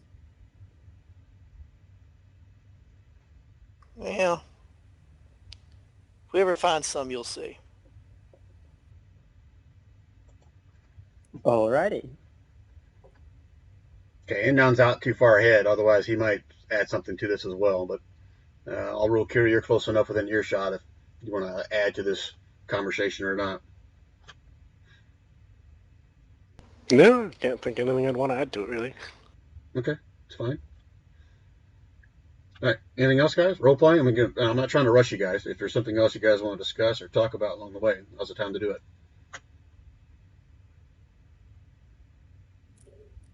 Would I? No, I probably wouldn't know if it's still a dangerous place, but I'll let everyone know that Gukuma is not a welcoming place. Like, because out of character, you told me like that they were like poison gases and stuff that killed people, Correct. as well as all of the other unpleasant things. Correct. I mean, So I'll just inform the party of that possible danger. He's just gonna like shrug his shoulders and be like, huh, "Oh, come on, you can't be that bad. You probably misheard the rumors or tales or whatever you heard." T looks at Akira and goes, "Have we ever been welcomed anywhere we went?" Kirill's just gonna shrug and be like, I don't know about you, but everybody likes me. Yeah. Okay. Hey, just Paladin so you guys smash. are aware, Kirill was living in Jast and got along quite well there. Did a little bit of work with the army and what was the name of that guild again? No Mercy Guild. Brian? No Mercy. The No Mercy Guild. So he got along pretty good. And I'm also share with you, Baron, the nickname that several of them picked up while they're moving from town to town as well. So they've been called the Harbingers. Some of them call the Harbingers of Death. Some of them call the Harbingers of Hope. I believe that's the two different names you've got there. And depending on who you talk to, they'll pick one or the other. Oh. Oh, wait a minute. Who mentioned the No Mercy Guild? That would have been me. He's just looks up to you and be like, "How in the hell did you get into the No Mercy's Guild?"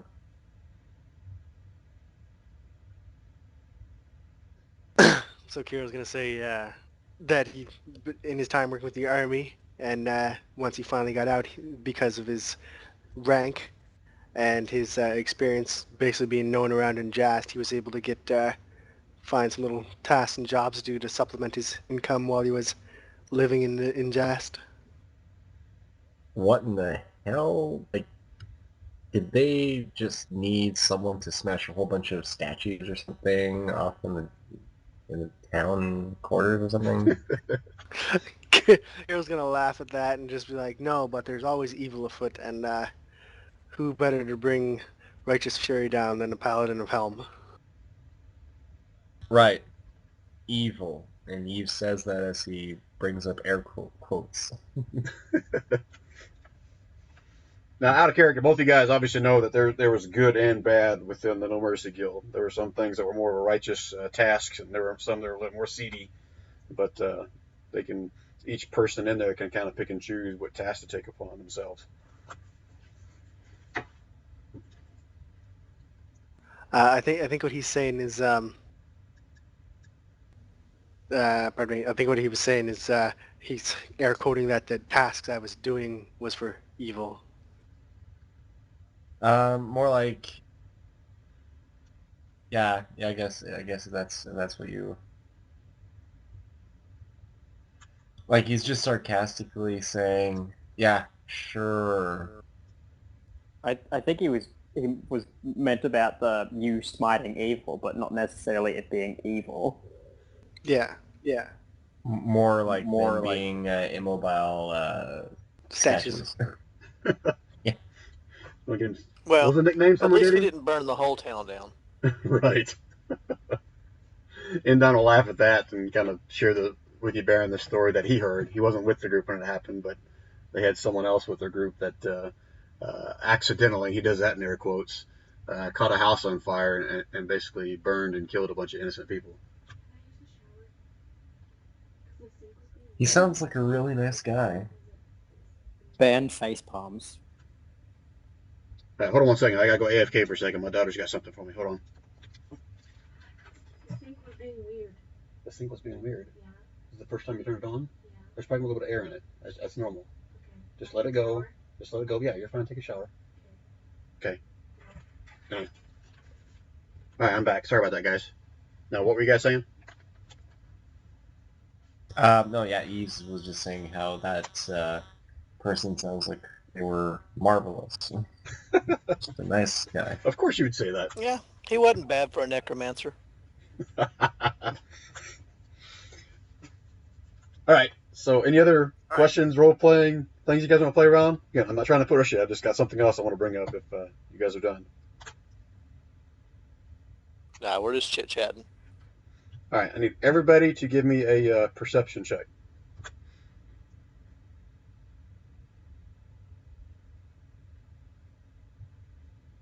If you guys all do bad, then I'll also roll for Endon.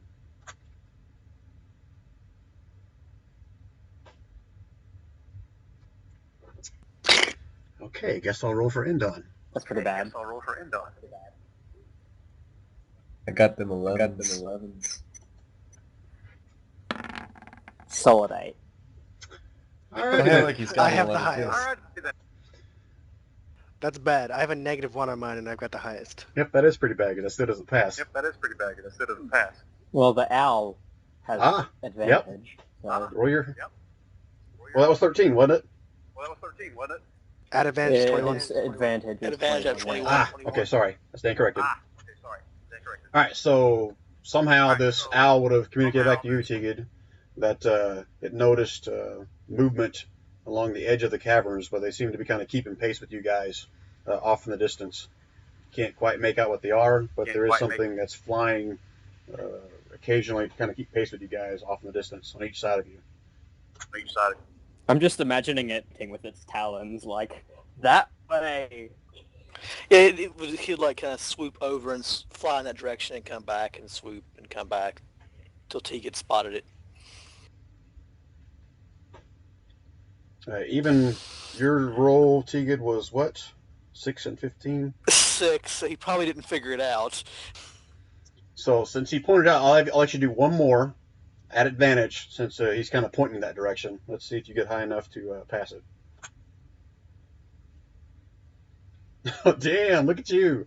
All right, so you see the owl kind of pointing in the right direction, and you kind of squint. I mean, you really got to squint and stare for a while, but you do see pretty far off in the distance some kind of dark object kind of flying maybe 50, 100 yards at a time and then stopping, but keeping pace with you guys as you continue to move north.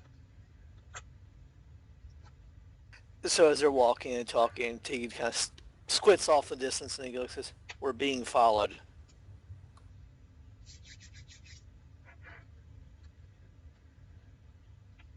All right. And then he kind of points or gestures in the direction so the party knows where he's talking about.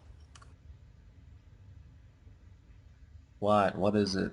What's going on? I can't tell. We're being followed by something.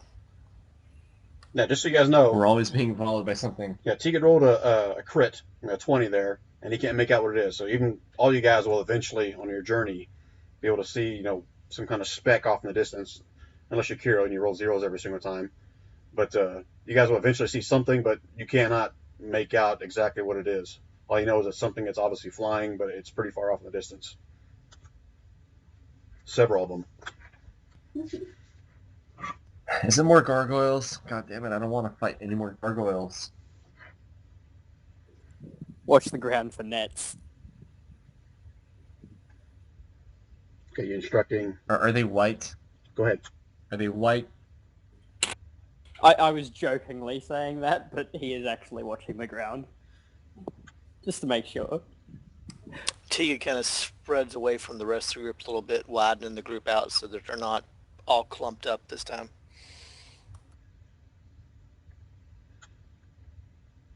All right. Anything else? Discussions or actions you guys want to do before we get to your destination? No, I'll just keep an eye on that so that if they get closer or further away. Okay, last call. Anybody else? All right. Don't think I'm so. going to switch to another map. You guys will not be in there at first because I'm just kind of showing you guys what you'll eventually see off in the distance, and then you guys can decide from which area you want to approach it, and then I'll bring you guys in. Is that okay? Okay.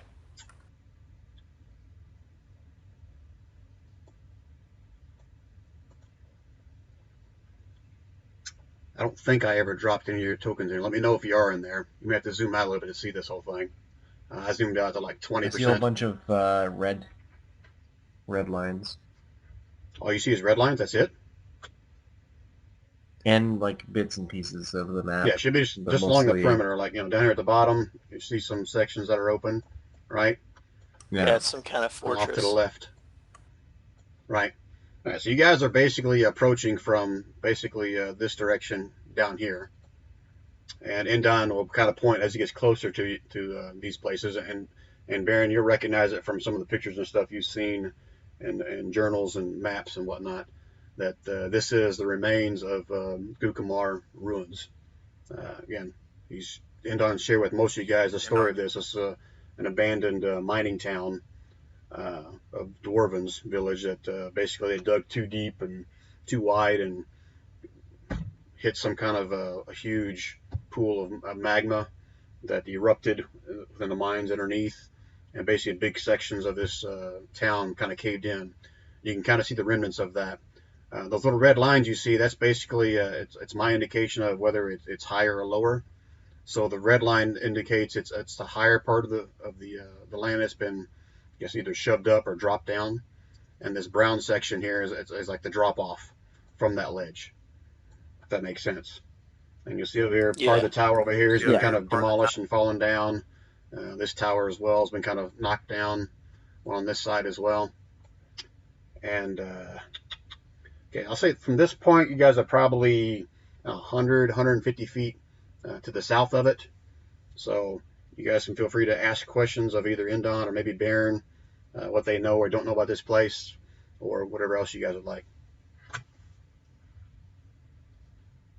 Baron, when was the last time this community was inhabited? Out of character, how long? Like, do I know exactly how long, or just roughly, like 100 years, 200? You know, it's been... Or like 156 years? You'll know within, plus or minus 10 years. It's been at least 250 years since any dwarves were ever here. Okay. Well, it's been 250 years, give or take. A few. 250 I wasn't alive years. at the time. That's a long time. Now, Baron, you would have heard of other dwarves that have made this trek every once in a while to kind of pay homage to these, I guess, the dead that's here. But to your knowledge, it's been at least 100 years since anyone's made this trek. Most of the descendants of this place either have no desire to go back or too scared of the potential haunting or whatever else may be going on here. Superstitions, basically. Yeah. All right, so any other questions, concerns, comments before you guys choose how you want to potentially get in here, or let Indon decide for you?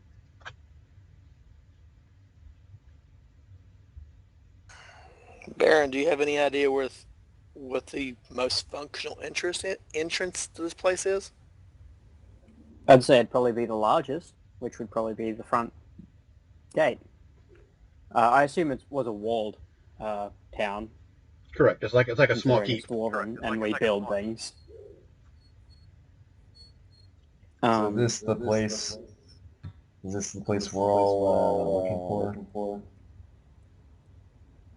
No, it's the place we came to find. And it is also the place I came to find. Well, re-find. Indon will also point up towards beyond the keep at the very top of the map up here. Kind of pinging up here a little bit. But if you look at the very top of the map, you'll be able to see coming out from behind the walls and everything of the keep, you'll see a staircase that's kind of leading up this steep embankment going all the way up to basically the end of the cavern right here. And there's a long staircase that winds back and forth up and out of the cavern. And Indon tells you that's the place you need to go.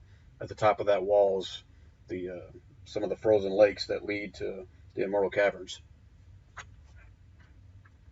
You'll see obviously the mountain range beyond this as well, of the Ice-Rim Mountains. So the Immortal Caverns. And we'll also share that the front gate is around the side over here. It's kind of the middle on the left side of the map over here, guys, where I'm pinging. I'll ask you guys if you want to go that route or try to climb your way in or around some of the rubble. Does say, like, I'm not seeing any of the magma you mentioned here. If it's occupied, which I have no idea if it is, we probably don't want to go into any, like, any entrances, per se. You know, we probably want to find our own way in. So Endon kind of looks at you a little bit confused. Says, "You want to not go through the gate? You want to try to climb over some of the rubble and debris and find our own way?" The thing is, do you want to go through the gate and be meted with weapons in your face? Well, Endon will share with you that the people that told him of this route said that there was nothing in these ruins but the superstitions of ghosts and whatever else may go boo in the night. Well, hold on. You mean like Hold on a second, Endon. You mean What like kind of people? the voices of my ancestors? I was thinking more like gargoyles. There's a bunch of them around here. They gotta be living somewhere. Endon, friend, buddy, compadre. After all our journeys, we've come across trolls, gargoyles, white dragons, and friends of yours. These people that have spoken to you about these mines have told you about superstitious things like ghosts. Come on, man. Why are you leading us towards these dangerous places? That's what I was hired to do, was it not? Jodell told me of your need for the Immortal Caverns, and I have the know-how to get you there. So it may take us through dangerous parts. You realize that by now. But as far as I know, from what they told me, there's nothing to fear in these ruins. Which is the I have quickest way to the every Immortal reason. Caverns in Dawn? Every reason to fear these caverns, Endon. These mines. I have every reason to fear them. What is it going to be next? Well, you're free to go. You're Giant free to go home anytime. cyclops? I don't have to take all of you. What'd you say, Tegan? I'm sorry. You asked something as well. Tegan asked Indon which is the quickest way to the caverns. And he says, through these ruins, up to the stairwell beyond. That's my path. Through the ruins to the stairwell beyond. That's what I've been saying all along. That's where I've been leading you to. I'll do my best to protect us from any ghosts that may or may not be here. I do believe there would be some, considering how heard horribly my stories. people died. I've read stories of apparitions, poltergeists, spirits that inhabit the dead. I swear to the gods, Endon, if we come across any walking dead, I'm so going to be very, very frustrated with you. Says, look, my friend, I've made no promises as to what we might or might not meet within this journey. As I said, I've been told that there's nothing to fear here. That doesn't mean there's not anything, and I'm not making any promises. All I can tell you is what I've been told. Like I said before, if you're too scared to see a few ghosts, turn back now. I'm okay with that. Okay. Well, I'm not scared. I'm realistic. I am a survivalist. You see? Now, I've heard stories. Hey, Kirill, you're a paladin. Surely your order has taught you of certain things regarding the undead.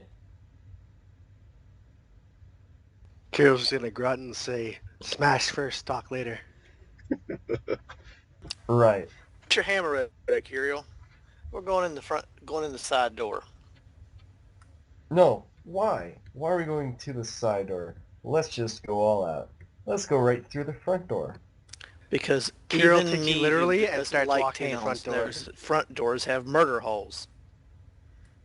Endon, I'll share with Which you guys. is what I was saying. Go ahead. Tiga just said that front doors have murder holes, and that's entirely true. It's a dwarven town. It was made to be defensible. Well, if it will make you feel better, I'll scout ahead. And I'll remain hidden, and I'll report back within maybe an hour or two, give or take. Depends how large this place is. All right, so Baron, both you and Indod will know that there's one main gate leading in and out of this keep, other than the stairs that lead off the back side over there. And I think I already shared with you guys. Indod kind of said it was on the one side, on the western side of the keep, on this side over here, left side. Yeah. All right, so discuss among yourselves. What do you want to do next? And then I'll kind of figure out where we go from here. So yeah, like I said, I could scout ahead and report back within an hour or two. Perhaps just check to see if you can see anything that seems to be a danger, like movement in the city or something of the sort. Don't Sure, necessarily sure. go walking around the streets. Sure. You get to scouting. We'll work on a plan for entrance. All right, Indon will ask you, Ease, if you want him to go with you, or if you want to do this on your own. And on. Yes?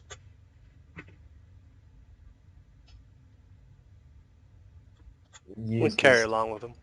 Yves just he just nods and says, "Sure." All right, so again, Indon will kind of direct you to where the main gate is and just kind of ask you what direction you want to go.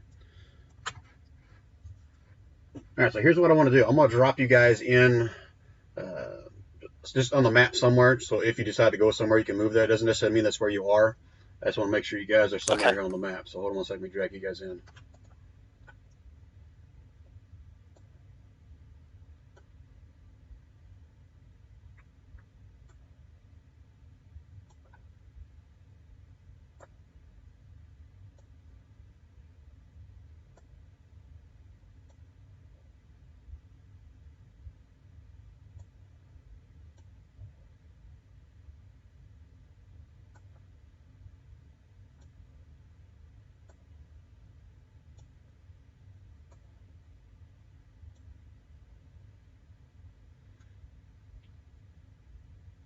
Okay, is that everybody? Except Indon, right? I didn't drop Indon in there. I got a little hint of something Okay, I got. right near my character. Well, just hold on a minute. You didn't see that. Yeah. All right, so I'm ruling that everybody except for Ease and Indon are still like another 100 feet back, so you're not this close to it. I have very limited real estate on this map here, so just play with me a little bit on the role playing there. Again, Indon is still going to urge you, Eves, to kind of go towards the front gate if you want to, but you can possibly persuade him to go a different route. He's urging me to go towards the front door, eh? Just because everything else you see right, I mean, this section we're in right now is a low section. This that's like 10, 20 feet up a sheer cliff of where the earth is being basically erupted, or this maybe our section has dropped down, not really sure.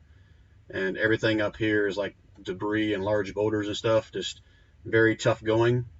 And his logic is if we do run into something along there, we won't have sure footing to defend ourselves, but he said he's open to your suggestion if you want.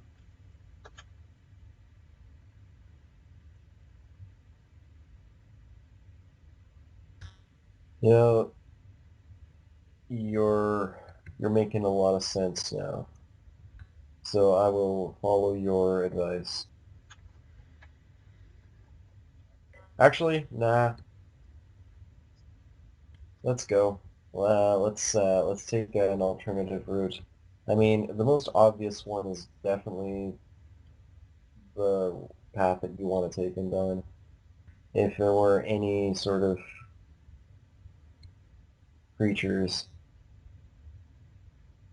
I mean, the whole point of scouting is to find what's inhabiting this place. He said that's fine. He agrees with you. So if you want to try to find an alternate route, that's fine. And he'll ask you about which section do you want. You guys would have noticed when you approached over here that this section right here is kind of demolished a little bit, along with this section over here as well. Oh, okay, you're... now I see the areas that you're taking. Okay. Um, So at this point, I'm just looking for you, Ease, to pick which direction you want to go. Then we'll go back to these other guys, see if they're going to discuss any kind of plan of action or like that, and we'll go back and forth between us if you're okay with that. yeah, sure. So the route that Indon wanted to take was here, but the alternate route is down here, or did I have it? No, that's correct. Those are the two spots where it looks like the earth has dropped down. Again, the whole section we're standing, and all along this southern border, this all represents land that's kind of looks like it's fallen down a good 10, 20 feet, where the caves below or caverns, whatever, kind of collapsed or whatever. This section up here is elevated like 10, 20 feet. Okay. Does that make sense? So we could possibly, yeah, so we could possibly climb 10, 20 feet.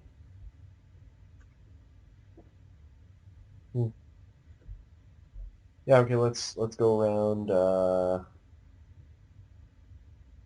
Yeah, no, I'll follow Indon's advice then. Let's go down that way. Which way? He's asking you one or the other. That way? Okay. All right, so just move yourself over here for right now next to Indon, and we'll come back to us too. We'll go back to the other four and see what they are possibly planning or discussing or whatever. Okay. Keegan, you want to lead it off? I'll go with the initiative order.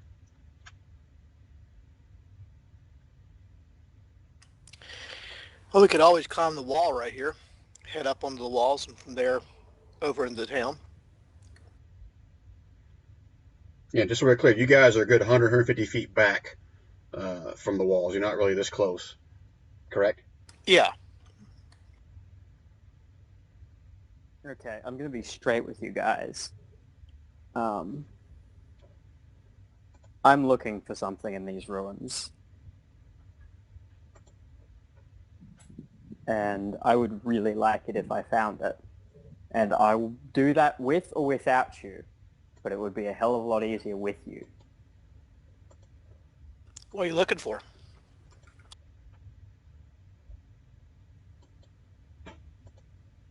I'll tell you at another time, but let's just say it's an artifact that I am looking for. Fair enough. Just easier for more eyes to look than just one set. So if you're all in agreement, would you help me? You help us, we help you. Simple enough. Whatever you need. Kirill, anything for you? I'm gonna ask what he's actually looking for. Slightly suspicious.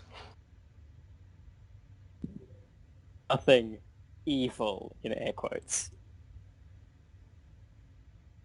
So not a statue of a dragon. No. It wouldn't do me good as soon as you Can, saw it, you beat the face off, Kirill.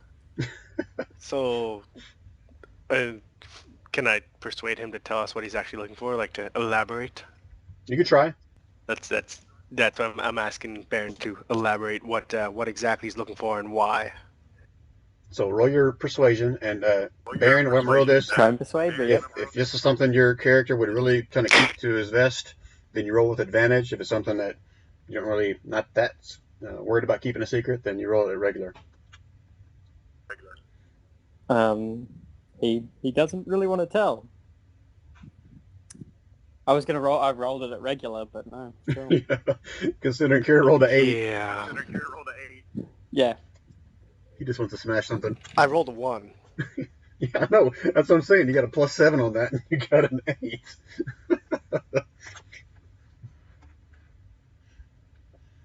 Right. Any other discussions or plan of attack or anything for your group? You can continue more. Like I said, we could go up the wall here. I could get to the top of the wall and throw a rope down, and the rest of you can come across. Yeah, from your vantage point, you'd have to go down this wall that you guys are basically standing next to into this thing, and then climb back up either this wall or climb over the top of these walls that are still somewhat standing here. Not a problem. It's not like I don't have an owl or couldn't become a spider. I'm sure that works for you. Well, then I could drop a rope down from there. So I'm trying to make your owl grow a little bit. I need to zoom in a little bit.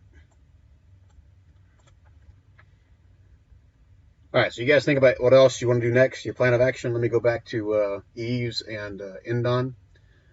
Eves, okay, so how are you going about this? I'm assuming you're trying to be sneaky or something along here, right? Yeah. And Yeah, sneaky. and you keeping a watch for anything in particular, or are you just trying to hide in the shadows? Trying to hide in the shadows and just being perceptive. Okay, so I'm going to have both you and Indon roll me a perception check to see what you notice, and also roll me a stealth check.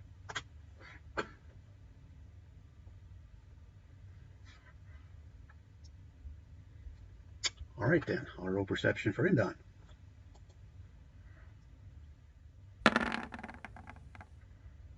And going to have him roll stealth.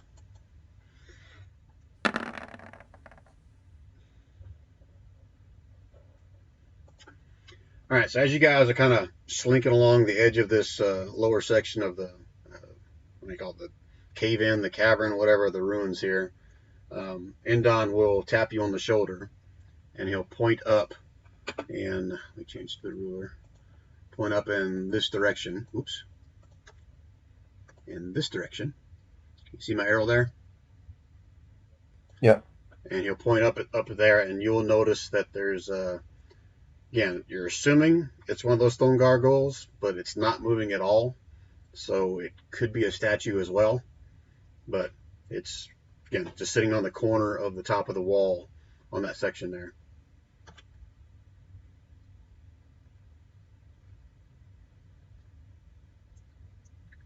Yves will nod in acknowledgement. Okay. So go ahead and move your 30 feet if you're wanting to keep on moving.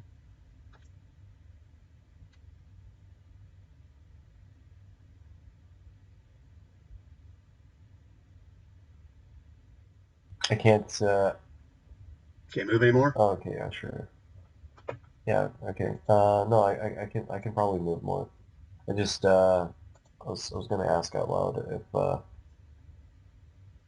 like, how's the surrounding so far? Is it like, is it pretty airy, spacey?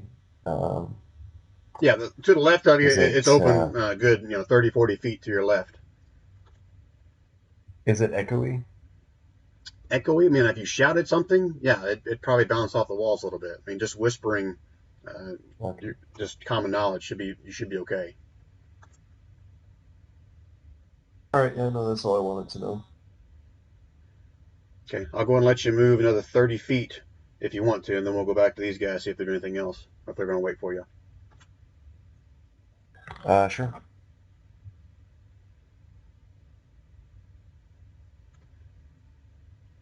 Okay, go and roll me another stealth. I'm assuming you're still trying to be quiet, correct? Oh, yeah. Yeah.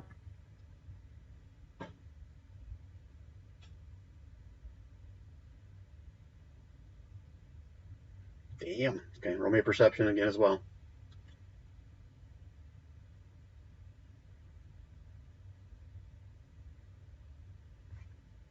Okay, so this time, as you come around this corner, you also noticed another one of those statue/gargoyles sitting around on top of the wall over here. You see where I'm pointing? Yeah, but it's blocked by a blackness. Okay, you'll still see a statue or something kind of perched right on top of the corner of the wall right there as well. Again, you can't tell from this distance because that wall is about 40 feet tall. Whether it really is a statue or it's one of those damn gargoyles again. Yeah, I'll tap Indon if he's close to me, or wave my hand and point in that direction. Okay, he'll look up there and look back at you and kind of nod in agreement. All right, back to the other group. You guys just going to wait? You guys got anything else going on? Any more discussions? Ready to move in. Okay, are you guys maintaining your 100, 150 feet away, or are you guys moving any closer, or what's your intention?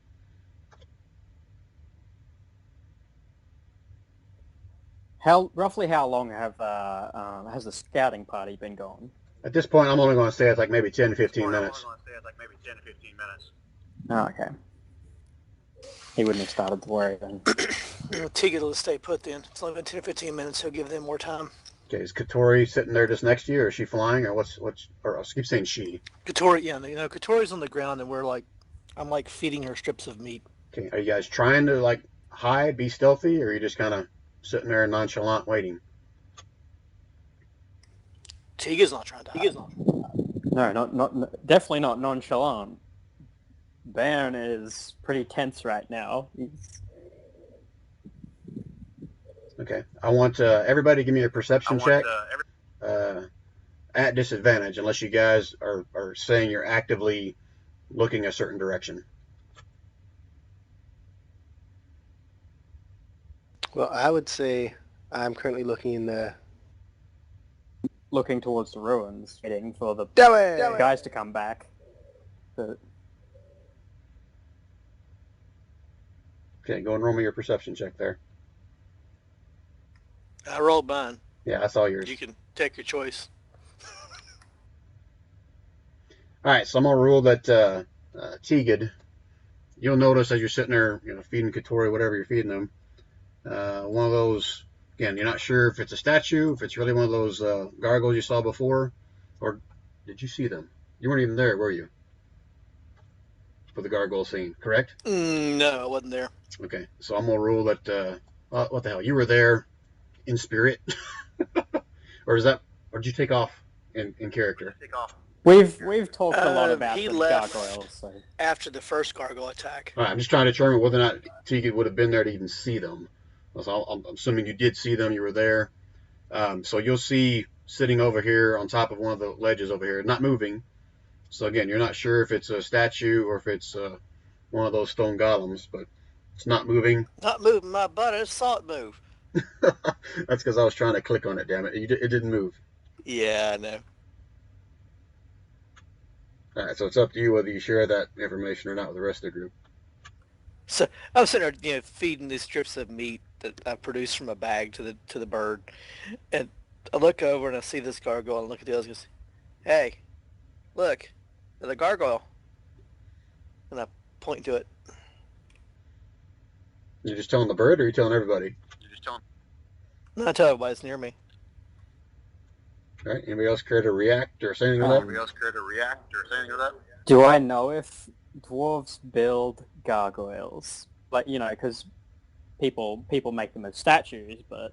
You know that it's not uncommon for some of the dwarven cities to do all kinds of statue carvings, so it's not unheard of.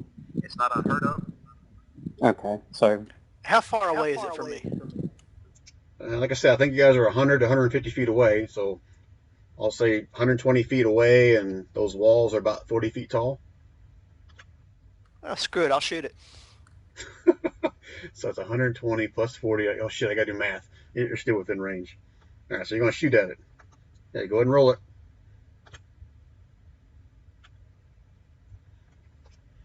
All right, so your arrow flies true, and it clanks right into one of its legs, and you see the thing kind of move a little bit and twitter, and it goes back into the shadow.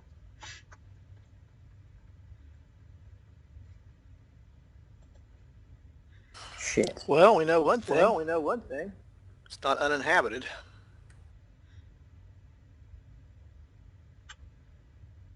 And it's a good suggestion that they know we're here. Can I still see it? No, after you hit it, it would have moved back out of your vision into the, Okay. behind the wall a little bit. Well, they know we're here, so I'd say they know the scouting party is also here. Yeah, So- probably should go get them. Well, All right, hold that thought. maybe. Let's go back to Eves and Endon.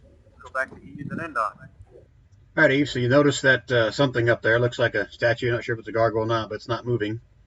What would you like to do at this point? Endon's kind of pointing you in the direction to where that main gate is. He presses forward.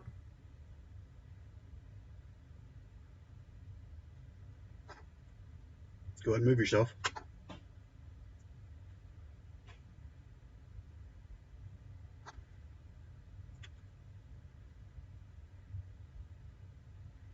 All right, give me another perception check at advantage. All right, that's good enough. I'll move Endon up behind you a little bit. If you do a stealth, you're kind of out in the open a little bit. It's going to be at disadvantage unless you want to hug back close to this wall again. I'll let you rethink that if you want to stay close to the wall or not. Okay, all right, that's fine. All right, still, with that perception check, you'll notice what right now you see 3 more of those statue-type creatures. One sitting right there, one sitting right here, and another one on the other corner up here. Yeah, not moving. Okay. You're not sure if they're statues or if they're really gargoyles at this point.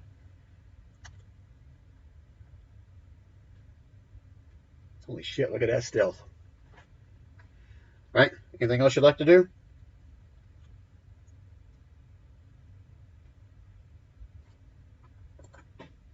At this point, Use kind of knows that Endon is probably aware of these statues, so he's just going to tell, he's not going to tell Endon. He's going to press Endon towards the walls if Endon isn't already pressed against the walls. Yeah, Endon's kind of mocking And your points upwards. Endon's kind of mocking your moves at this point. So whatever you do, he'll kind of mock as well. All right. Okay, you can move again if you want to. Then we'll go back to these guys again. Matter of fact, I'm gonna let you do 3 more movements before we go back to them. All right, so that's my first movement. Just let me know if I need to do any rolls. Yeah, hold on, I gotta read this section for the description. All right, so at this point you've reached the gate, and it's a large portcullis here. It's obviously down, very very thick steel rods. This portcullis into the ground here, and you can kind of see through the portcullis a little bit beyond. Just see a staircase kind of off to the here. Let me reveal this. What you can see through the portcullis.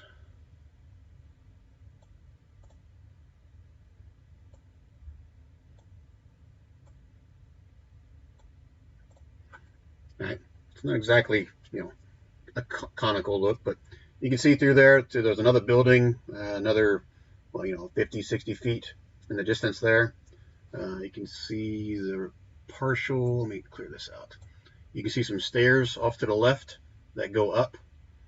And off to the right, all you can see is like maybe some old tracks or pathways or something along there that haven't been touched in a while. But you can tell the difference between where the grass or tundra is versus just raw dirt or possibly some kind of gravel. You're not sure. Raw dirt as opposed to cooked dirt? Say again, what? You said raw dirt? Gravel.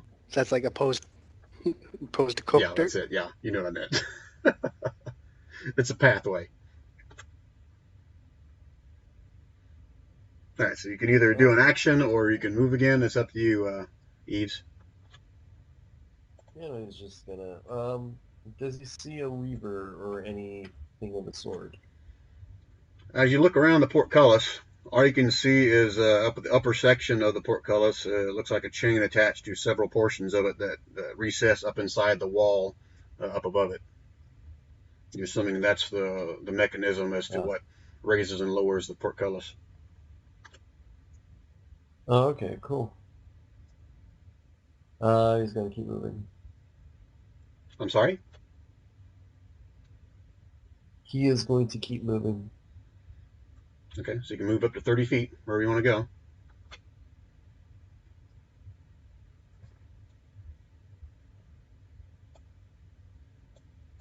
Okay, and then kind of looks at you and looks back at the portcullis a little bit, somewhat confused, and stays next to you. Another perception, another stealth. If that's as far as you're going to go.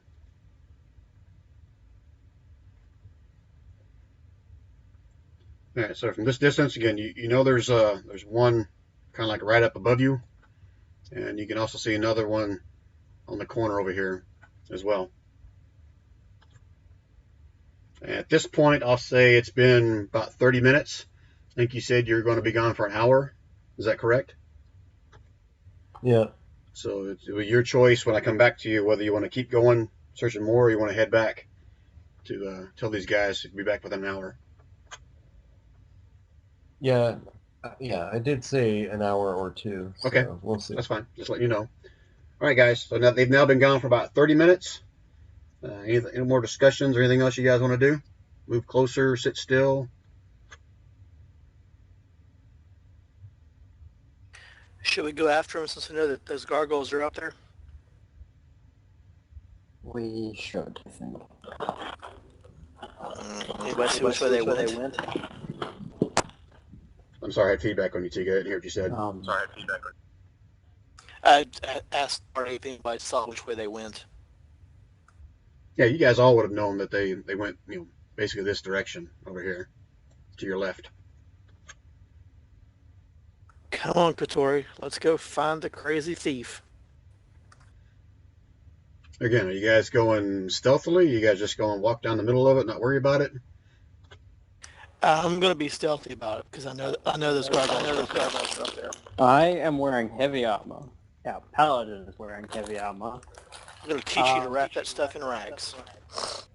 What Ryba and Fu are wearing? I knew you were going to ask that. 1 second, let me look them up here. Fuha is wearing half plate and carrying a shield, and he's got his warhammer. Sorry, did I push Alt on that? Did you guys hear me that last one? Yeah. No. Oh, no? I Okay, didn't. all right. I heard Fubar. So Ryber has got a hand axe, scale mail, and a shield. And the other one, All right. his name was Fuha. He's got a warhammer, half plate, and a shield.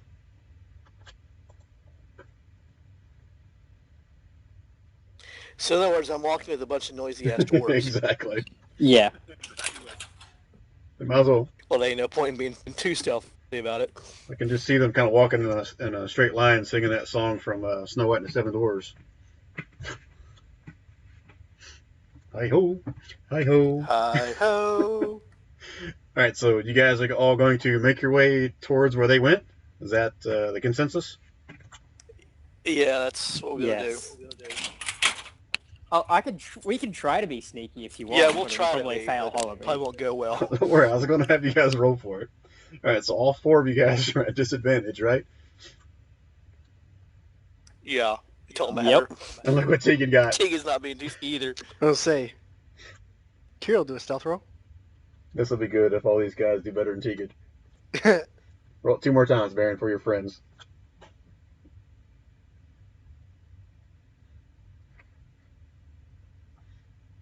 Okay. So Well, one of them can be quiet. one of the dwarves, he's just like, you cannot believe how quiet he's being. He's like on his tiptoes and he's up next to the side, and you just can't believe he's not clanking all over the place over there. The rest of you guys are just kind of walking around, and even you, Tigger, you find yourself stepping on rocks and sticks that you normally don't, but you notice that the guys are obviously making all kinds of racket as they're going along here. So move each one of you 30 feet. Well,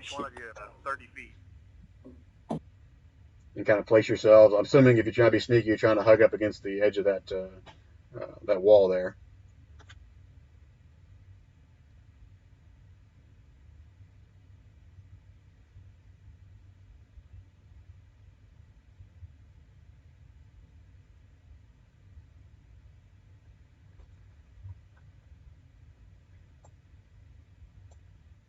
Am I on the wall or? That's close enough. I'm not going to worry about whether you're exactly on it or next to it. Cramp for Yeah, space. right. All right, so they're going to let you guys move 2 spaces since I've been letting these guys go 2 spaces. So go 30 feet more if you want.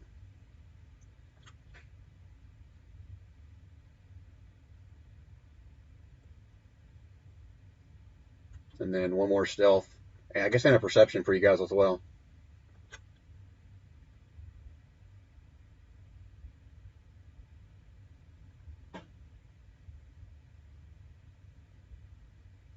Damn, look at Baron go. Sneaky little dwarves. And Tiga too. So's the owl. The owl's killing it. Damn.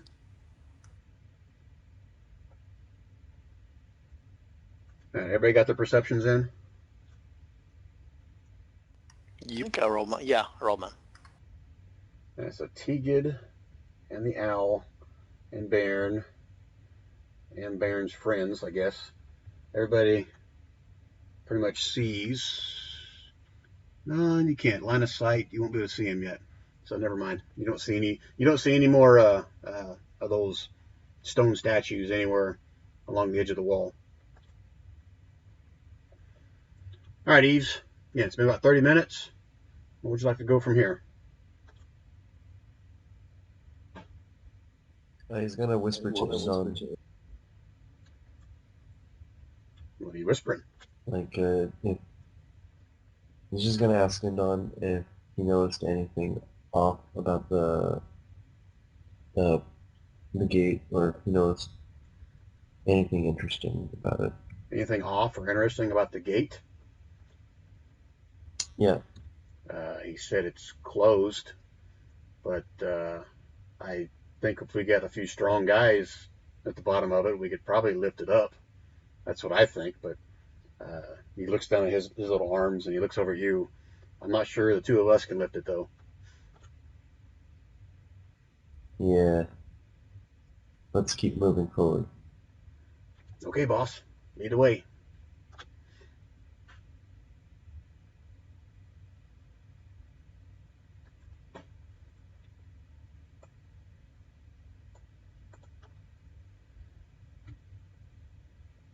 All right, so you already rolled your perception earlier, so you already saw this one over here. But you will notice that again, none of them are moving at this point. Okay. Cool. Could I move again? Yep, go ahead and then roll me another stealth and a perception after you move. I'm only going to roll Indon if you do bad. All right.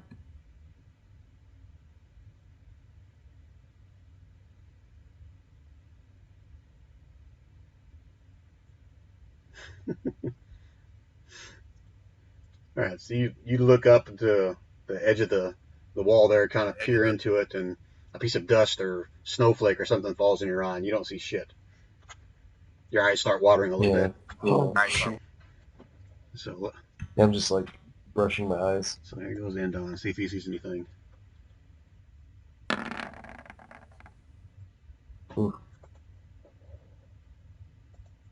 Oh yeah, so Indon will kind of tap you on your shoulder after you get done kind of wiping your eyes a little bit, and he'll point out straight ahead of you guys, another one of those statues sitting on top of the wall, almost straight ahead of you guys. You saw where I pinged? Oh. Yeah. Okay, so that was your two moves. Unless you're going to say or do an action or anything at this point. I'm going to go back to the other guys. I'm going to say it's now been about 40 minutes. All right, back to the other group. Tigid, you the makeshift leader of this group since you're out in front. Is there a particular reason there? Oh no, there it goes. That was weird. What happened? There were two of me on the screen for a second. That's some serious magic. You continue moving along that path. Okay, you can move your full 30 feet if you got it. I don't know if you did or not. I did. Oh, let me grab the two dwarves.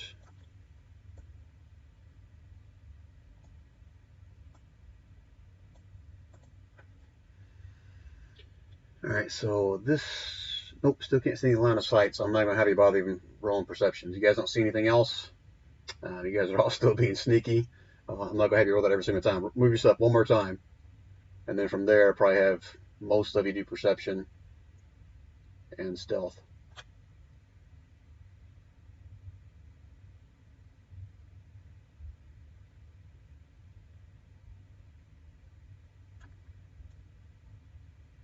Kirill, you going to move yourself or you stand there? I did. Oh, you did? I move 30.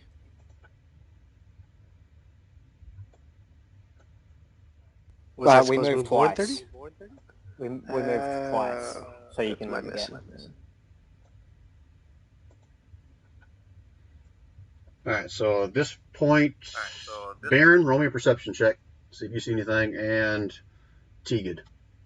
And the bird is on the ground, right? There's a bird flying. He's flying, but not too far from me, so How far in the air is he flying? How high up, I should say. maybe 10, 20 foot up. Okay, then he can't even see over that cliff that you guys are next to then. Apparently neither can I. No, you can't. Baron, you notice sitting on the corner over here, there's another one of those gargoyle statues sitting on the corner up there.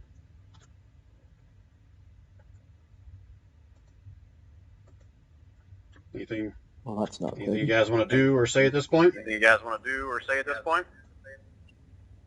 Another gargoyle. I say back to the party. Want me to shoot him? Perhaps not. Not until we have our friends, at least. Okay. Okay, I need... Baron, roll me 2 more perception checks for your 2 dwarven friends.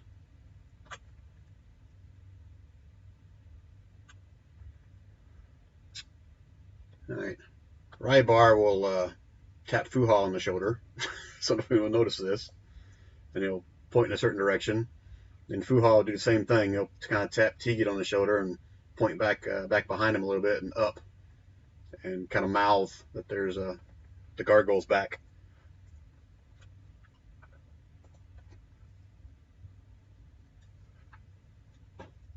Does he have an arrow in his leg?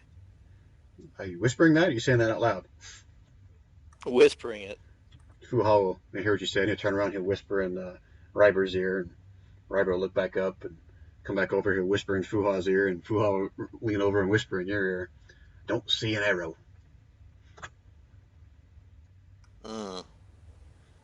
Very well. Any other actions or talk or anything here? No. All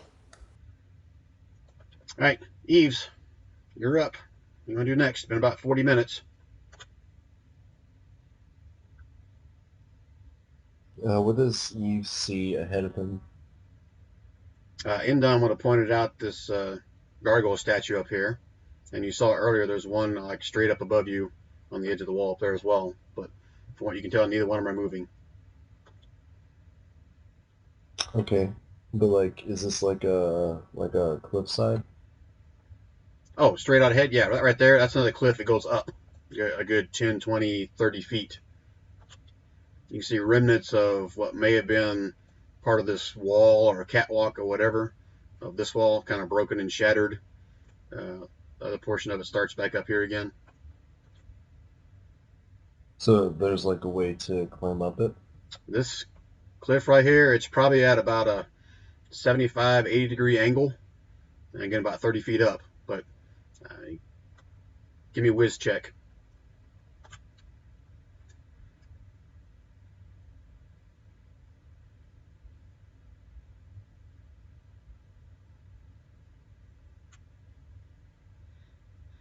Yeah, based on the shape or the status of how the earth just kind of erupts up, you think it'd be very difficult to kind of climb up it just with foot and hand. If you had some kind of like climbing apparatus or grappling hook, they could probably be scaled, but it's a pretty steep hill to try to get up.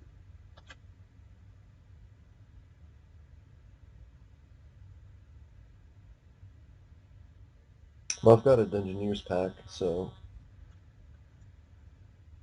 I can use rope, some pittons, hammer them in. All right, that's your call. You got make 2 movements of 60 feet if you want to move. Okay.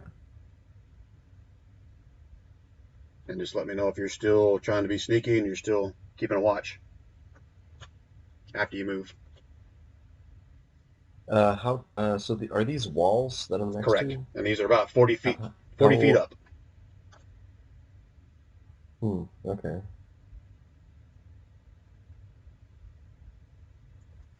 Okay, so Yeast is gonna try to make like a grappling hook with these pittons. Like, they're not gonna be like a grappling hook, but he's gonna try to tie it to a rope so that it could potentially catch something. When he tosses it over. You're going to Does that you're make going to try sense? on this wall here, or are you going to try up there on that cliff wall?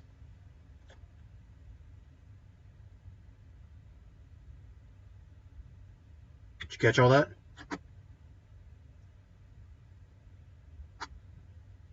Eves?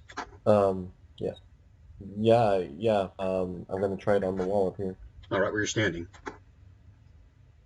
No, I'm gonna move just a little bit. All right, go ahead and move to wherever you're going to try it. Kind of Yeah, right ping here. which wall And you're trying to get upon. kind of using the corner. Okay, so you're going to try to throw that rope and grappling hook, whatever you got up there, to see if it'll catch on something, correct? Yeah. Okay, so I'm going to roll, give me a dexterity check to see if you can get it up there first, and then we'll see if it holds. Sure.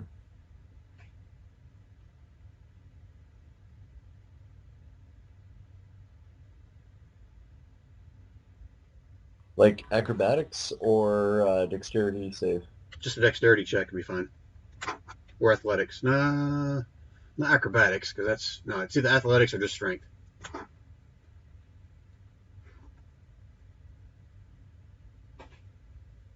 Oh, okay. So athletics. Could I use like a dexterity? Oh, that's what I meant to instead? say. Sorry, yes, dex, not strength. That's fine. Because you're trying to get into a tight spot.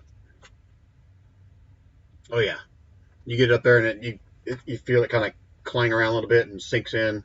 You've got a good taut rope you can potentially climb up.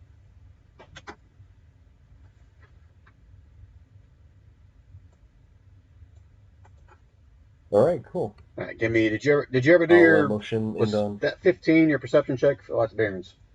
Give me a perception check to see if you notice anything else while you're standing there. Perception Correct. check.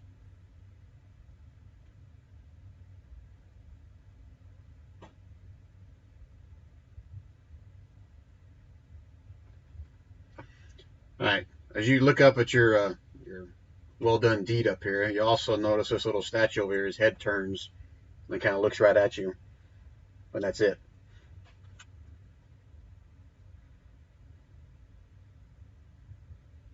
You get one more action or one more move, whichever you want to do. What? So wait. What did I notice? The gargoyle at the top corner there, you notice him kind of turn his head and look right at you, but that's it. Oh, okay. I just continue on up until I get to the top, I Now, so guess. you're going to try to climb up this rope, and it's 40 feet up.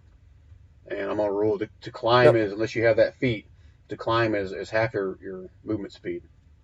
So 15 feet. Sure. And I'm assuming you're asking Could Nindon I- to follow you, correct? Yeah. Okay, you're going to ask something? What? Yeah, no. No, that's fine. All right, so as you start climbing up, you see the gargoyle now. Instead of his whole head moves, his whole body moves over here, and he walks over towards where you've got your grappling hook stuck in there. And you see him pick it up off the side and drops it and you back down to the ground. You got 15 feet up. I'm only going to roll that's 1d6. Could I roll acrobatics to potentially land or do like a little tumble to avoid getting damaged? No, when you It's only fall, 15 there's no feet. kind of save like that. So he picks it up, and unless you just want to let go of it, I don't know if there's anything else you could have done. You could try to grab a hold of the wall. I'll give you that. Well, I mean, Well, I mean, like, if he picks up the rope, then, I mean, I'm not going to stay on the rope. I'm probably going to let go, and I'm going to tell Indon to let go as well. Yes, if you let go, you'll fall definitely. Well, yeah, but I mean, like, I could use an acrobatics check to land safely. Not from 15 feet. If it had been 10 Okay. feet or less, I would have given you that, but 15 feet, no. Okay. So you can do an acrobatics to see if you land on your feet, or if you fall prone, I'll give you that. But either way, you take 4 points of bludgeoning damage if you fall down. We do the same thing for Indon. Okay. Indon, okay. You land on top of Indon, he kind of takes the full brunt of all the force on there, and he actually takes more bludgeoning damage than you. And you see the gargoyle kind of just sit back down and looks down at you again. I shake my fist at it. You see no reaction to it, or from it. All right, let's go back to the other guys here. All right, guys. Where are you moving here? Are you moving on further, or any other actions, discussions? Nope, that's all. Oh, I was talking to the other guys, sorry. I guess unless we see something else that indicates we shouldn't, we keep moving. Unless someone has We're any just- other we're ideas. Just trying to catch up with Indon and Eves, right? Yeah, go and move yourselves. Oh, maybe. Go and move it 60 feet this time. Do 2 moves.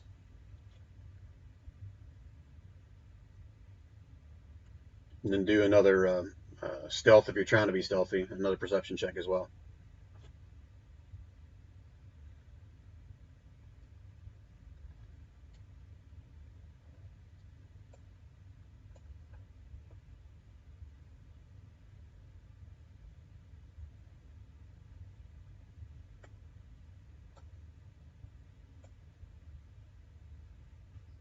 So, if anybody's seen Emperor's New Groove, I'm essentially Kronk.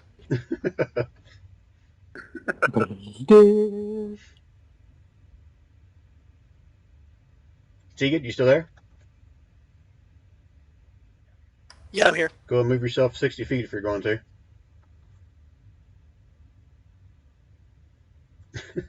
Baron is just clanking away. His other 2 guys are being pretty good stealthy. That's Yeah, they're awful. being pretty good stealthy. Oh no, those are all with disadvantage, so it's a 6, 7, and a 9. Or 5. Oh, that's right, they're all... Oh, that's right, they're all... So we're all horrible. And a big group of clanging guys walking down the aisle. Clanging guys walking down the aisle. Cling, cling, cling. Okay, let's perception rolls. Okay, a 10, a 10. Did you guys have other guys roll perception? Ah, look at Baron. Oh, no. So Baron Perceiving all of the things. Baron. and Katori. I'm not sure how Katori would communicate this to you, Tegan, but Baron sees this statue up here. His head is kind of turning and moving as you guys are moving along there as well. And then you guys see flying out from behind this guy some kind of a small, you're not sure what it is, some kind of small something goes flying out and lands right here. 1 second, I gotta go to another sheet.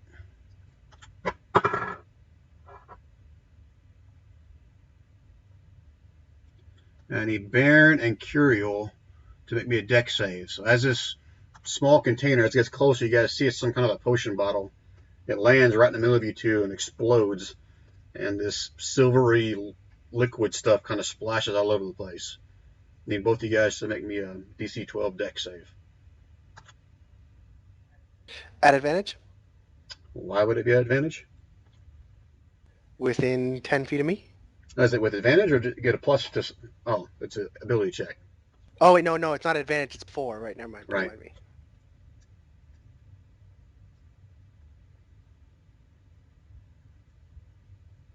All right, so that makes yours 13 and Baron's is 19. Nope, mine's still 9. I believe it only applies to my friends. Hold on. Oh yeah, that's right. I think you're right. Verify that for me because that will make a difference. Or protection 10 feet, within 10 feet, any saves get plus charisma. Hold on. And area effects that I think You allow and me to make a... Oh no, you or a Dex friendly save. creature, so I get it as well. Alright, so you get it as well? Is that what her take, Kirill? You get it as Yep. well? Is that what her take, Kirill? Yep. Alright, so as this thing explodes, bits and pieces of it kind of fly by you, Baron. They miss you. Kirill, they land on a couple of your boots, but you're able to kind of shake them off before they do anything, and don't really see any kind of ill effects from that. You're unable to see where that thing actually came from. All you know is it flew out from behind wherever that statue gargoyle was. Well, they know where we are. Alright, so everyone's moved their 60 feet. Any other actions or discussions at this point?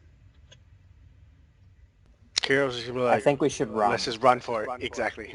Yeah, run. Okay, that'll be on your next turn. But you guys can all shout that if you Find want. it. 20 feet. Anything else, anybody? Well, I don't know about shouting, but saying it. No, good. Alright, so Baron, if you're saying it, Kirill's going to be the only one that hears you unless you're shouting it. So is that your intention? No, That's your intention? no, just saying it. No, it's fine. No, yeah, sure, totally. Shouting it. There's a lot of feedback there. Oh, we know where we are. Charge! Alright, let's come back. Yeah, shout it. You shout it. Okay, that's fine. Alright, let's go up here to Eves and Indon. Alright, Eve, so you guys both just fell. Did you give me your acrobatics check to see if you land on your feet or not? Basically land Sure. standing on top of Indon.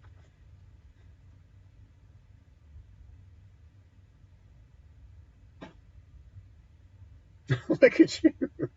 Alright, so you fall down, you kind of twist your ankle a little bit. That's where you got your bludgeoning damage. But you look down and your foot's like around the throat of Indon. He kind of helped you stay standing up at this point. Alright, so what would you like to do here, Eves? Well, I help Indon up. And I mutter, sorry.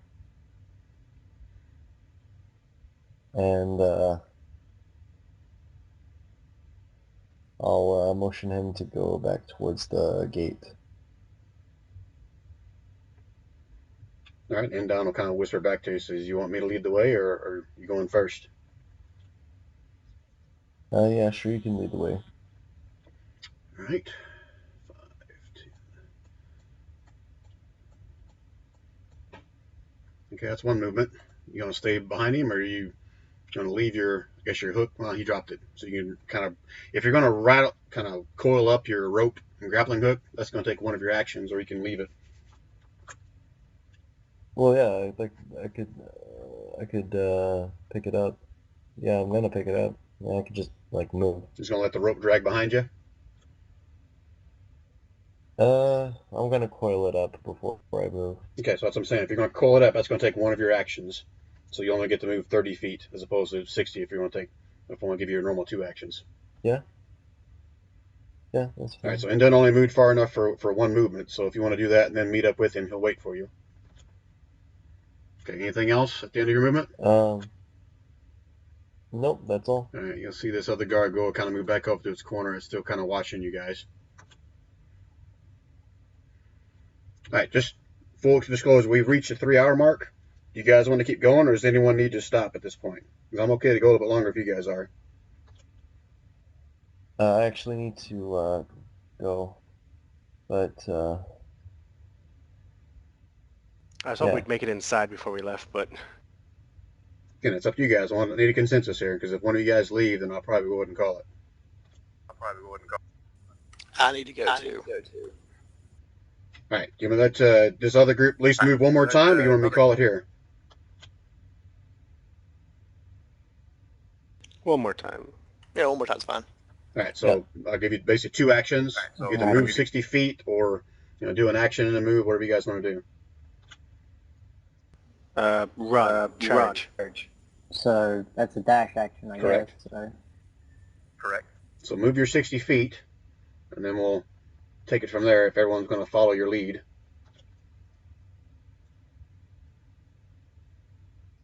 We still wouldn't be caught up.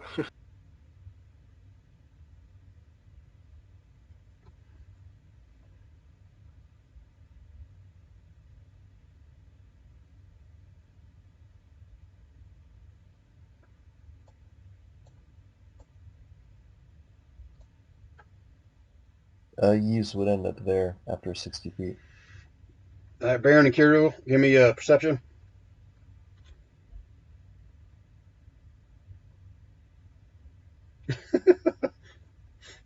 I perceive nothing. All right, Baron, We've got to as you work on dash that. through here, you'll see one of those stone-looking gargoyle things right there, and you'll also see. Let me look up here, make sure you got line of sight.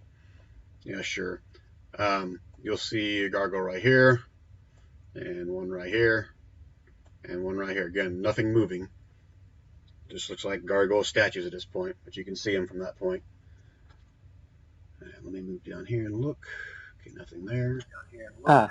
All right, so you guys can either do an action here, or you can, I guess technically you can do another dash, or move 30 feet and do an action. It's up to you guys. The 4 at the bottom.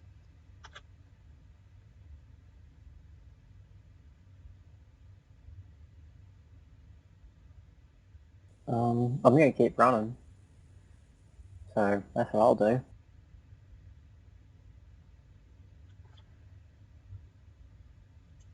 Just show me where you're running to. Okay, Ease is not at that spot. He wouldn't have made it there yet. Ease is still back by Endon. I'm going to move you, Ease.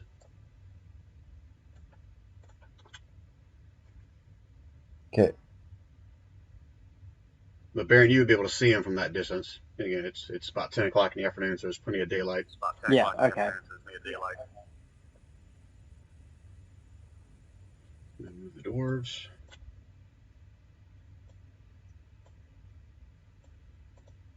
You moving, Tika? Do you stay and put? I already moved. Oh, really? That was your movement? Oh, I didn't dash the The second second. time. Is this front door right now? Well, I'll answer that with a question. Tika, are you going to do some kind of action in addition to that, or are you just not dashing? I just didn't dash. Okay. All right. All right. So, quick little perception for everybody, and then I'll kind of call it from this point. So, Baron, you see Eves and Endon further up the, I guess the wall to the north. Endon and Eves will also see you guys. Baron, Kirill, and both dwarves, you have a good look at this portcullis right here in front of you guys. That's down. There's some pretty stout steel on that portion of it. But that's the obvious gate near something that Endon was talking about when you guys first came up to here. I see less this time than I did last time. No, there's no way you cannot see the portcullis. You can't even fail on that one. It's right in front of you at that point. I wouldn't even rule that. You may not, recognize it as a portcullis. You just see some kind of a gate. You're not sure what it's made out of, but you see it. All right, so I'm going to call it here. Unless you guys have anything else you want to shout out as a free action, or yell, or discuss amongst yourselves. No, I'm good. Good for now, I think. I think I'm good. All right, so that was Just waiting to get in that was there. quite a bit different than the last 3 or 4 sessions, but nothing but combat. So I apologize for that if you didn't like that, but you guys didn't quite get where I thought you were going to get to, as usual. But that's fine. So, like I said before at the beginning of the session, not going to be one next week. Won't be one in 2 weeks. I'll be coming back from China. So we're planning on next session being in 3 weeks. And after that, we'll play it by ear. I think Sounds like a that'll plan. probably be the break for Christmas after that one as well. So maybe a while before we play again. I'm going to try to find out with this. I don't know what happened to him. So if you guys have someone else that you know of, a friend or whatever, wants to play, have them reach out to me, and I'll see how they work out there. Okay. Any All right. Alrighty. Any All right. questions, comments, complaints So, about 3 weeks tonight's from now. session? Nope. Didn't feel like we really got very far, but we did travel. I don't want to ask just so that I don't know or that no one else knows as players, but I am really curious though. Like you mentioned how we didn't get as far as you had wanted. Like, are we missing?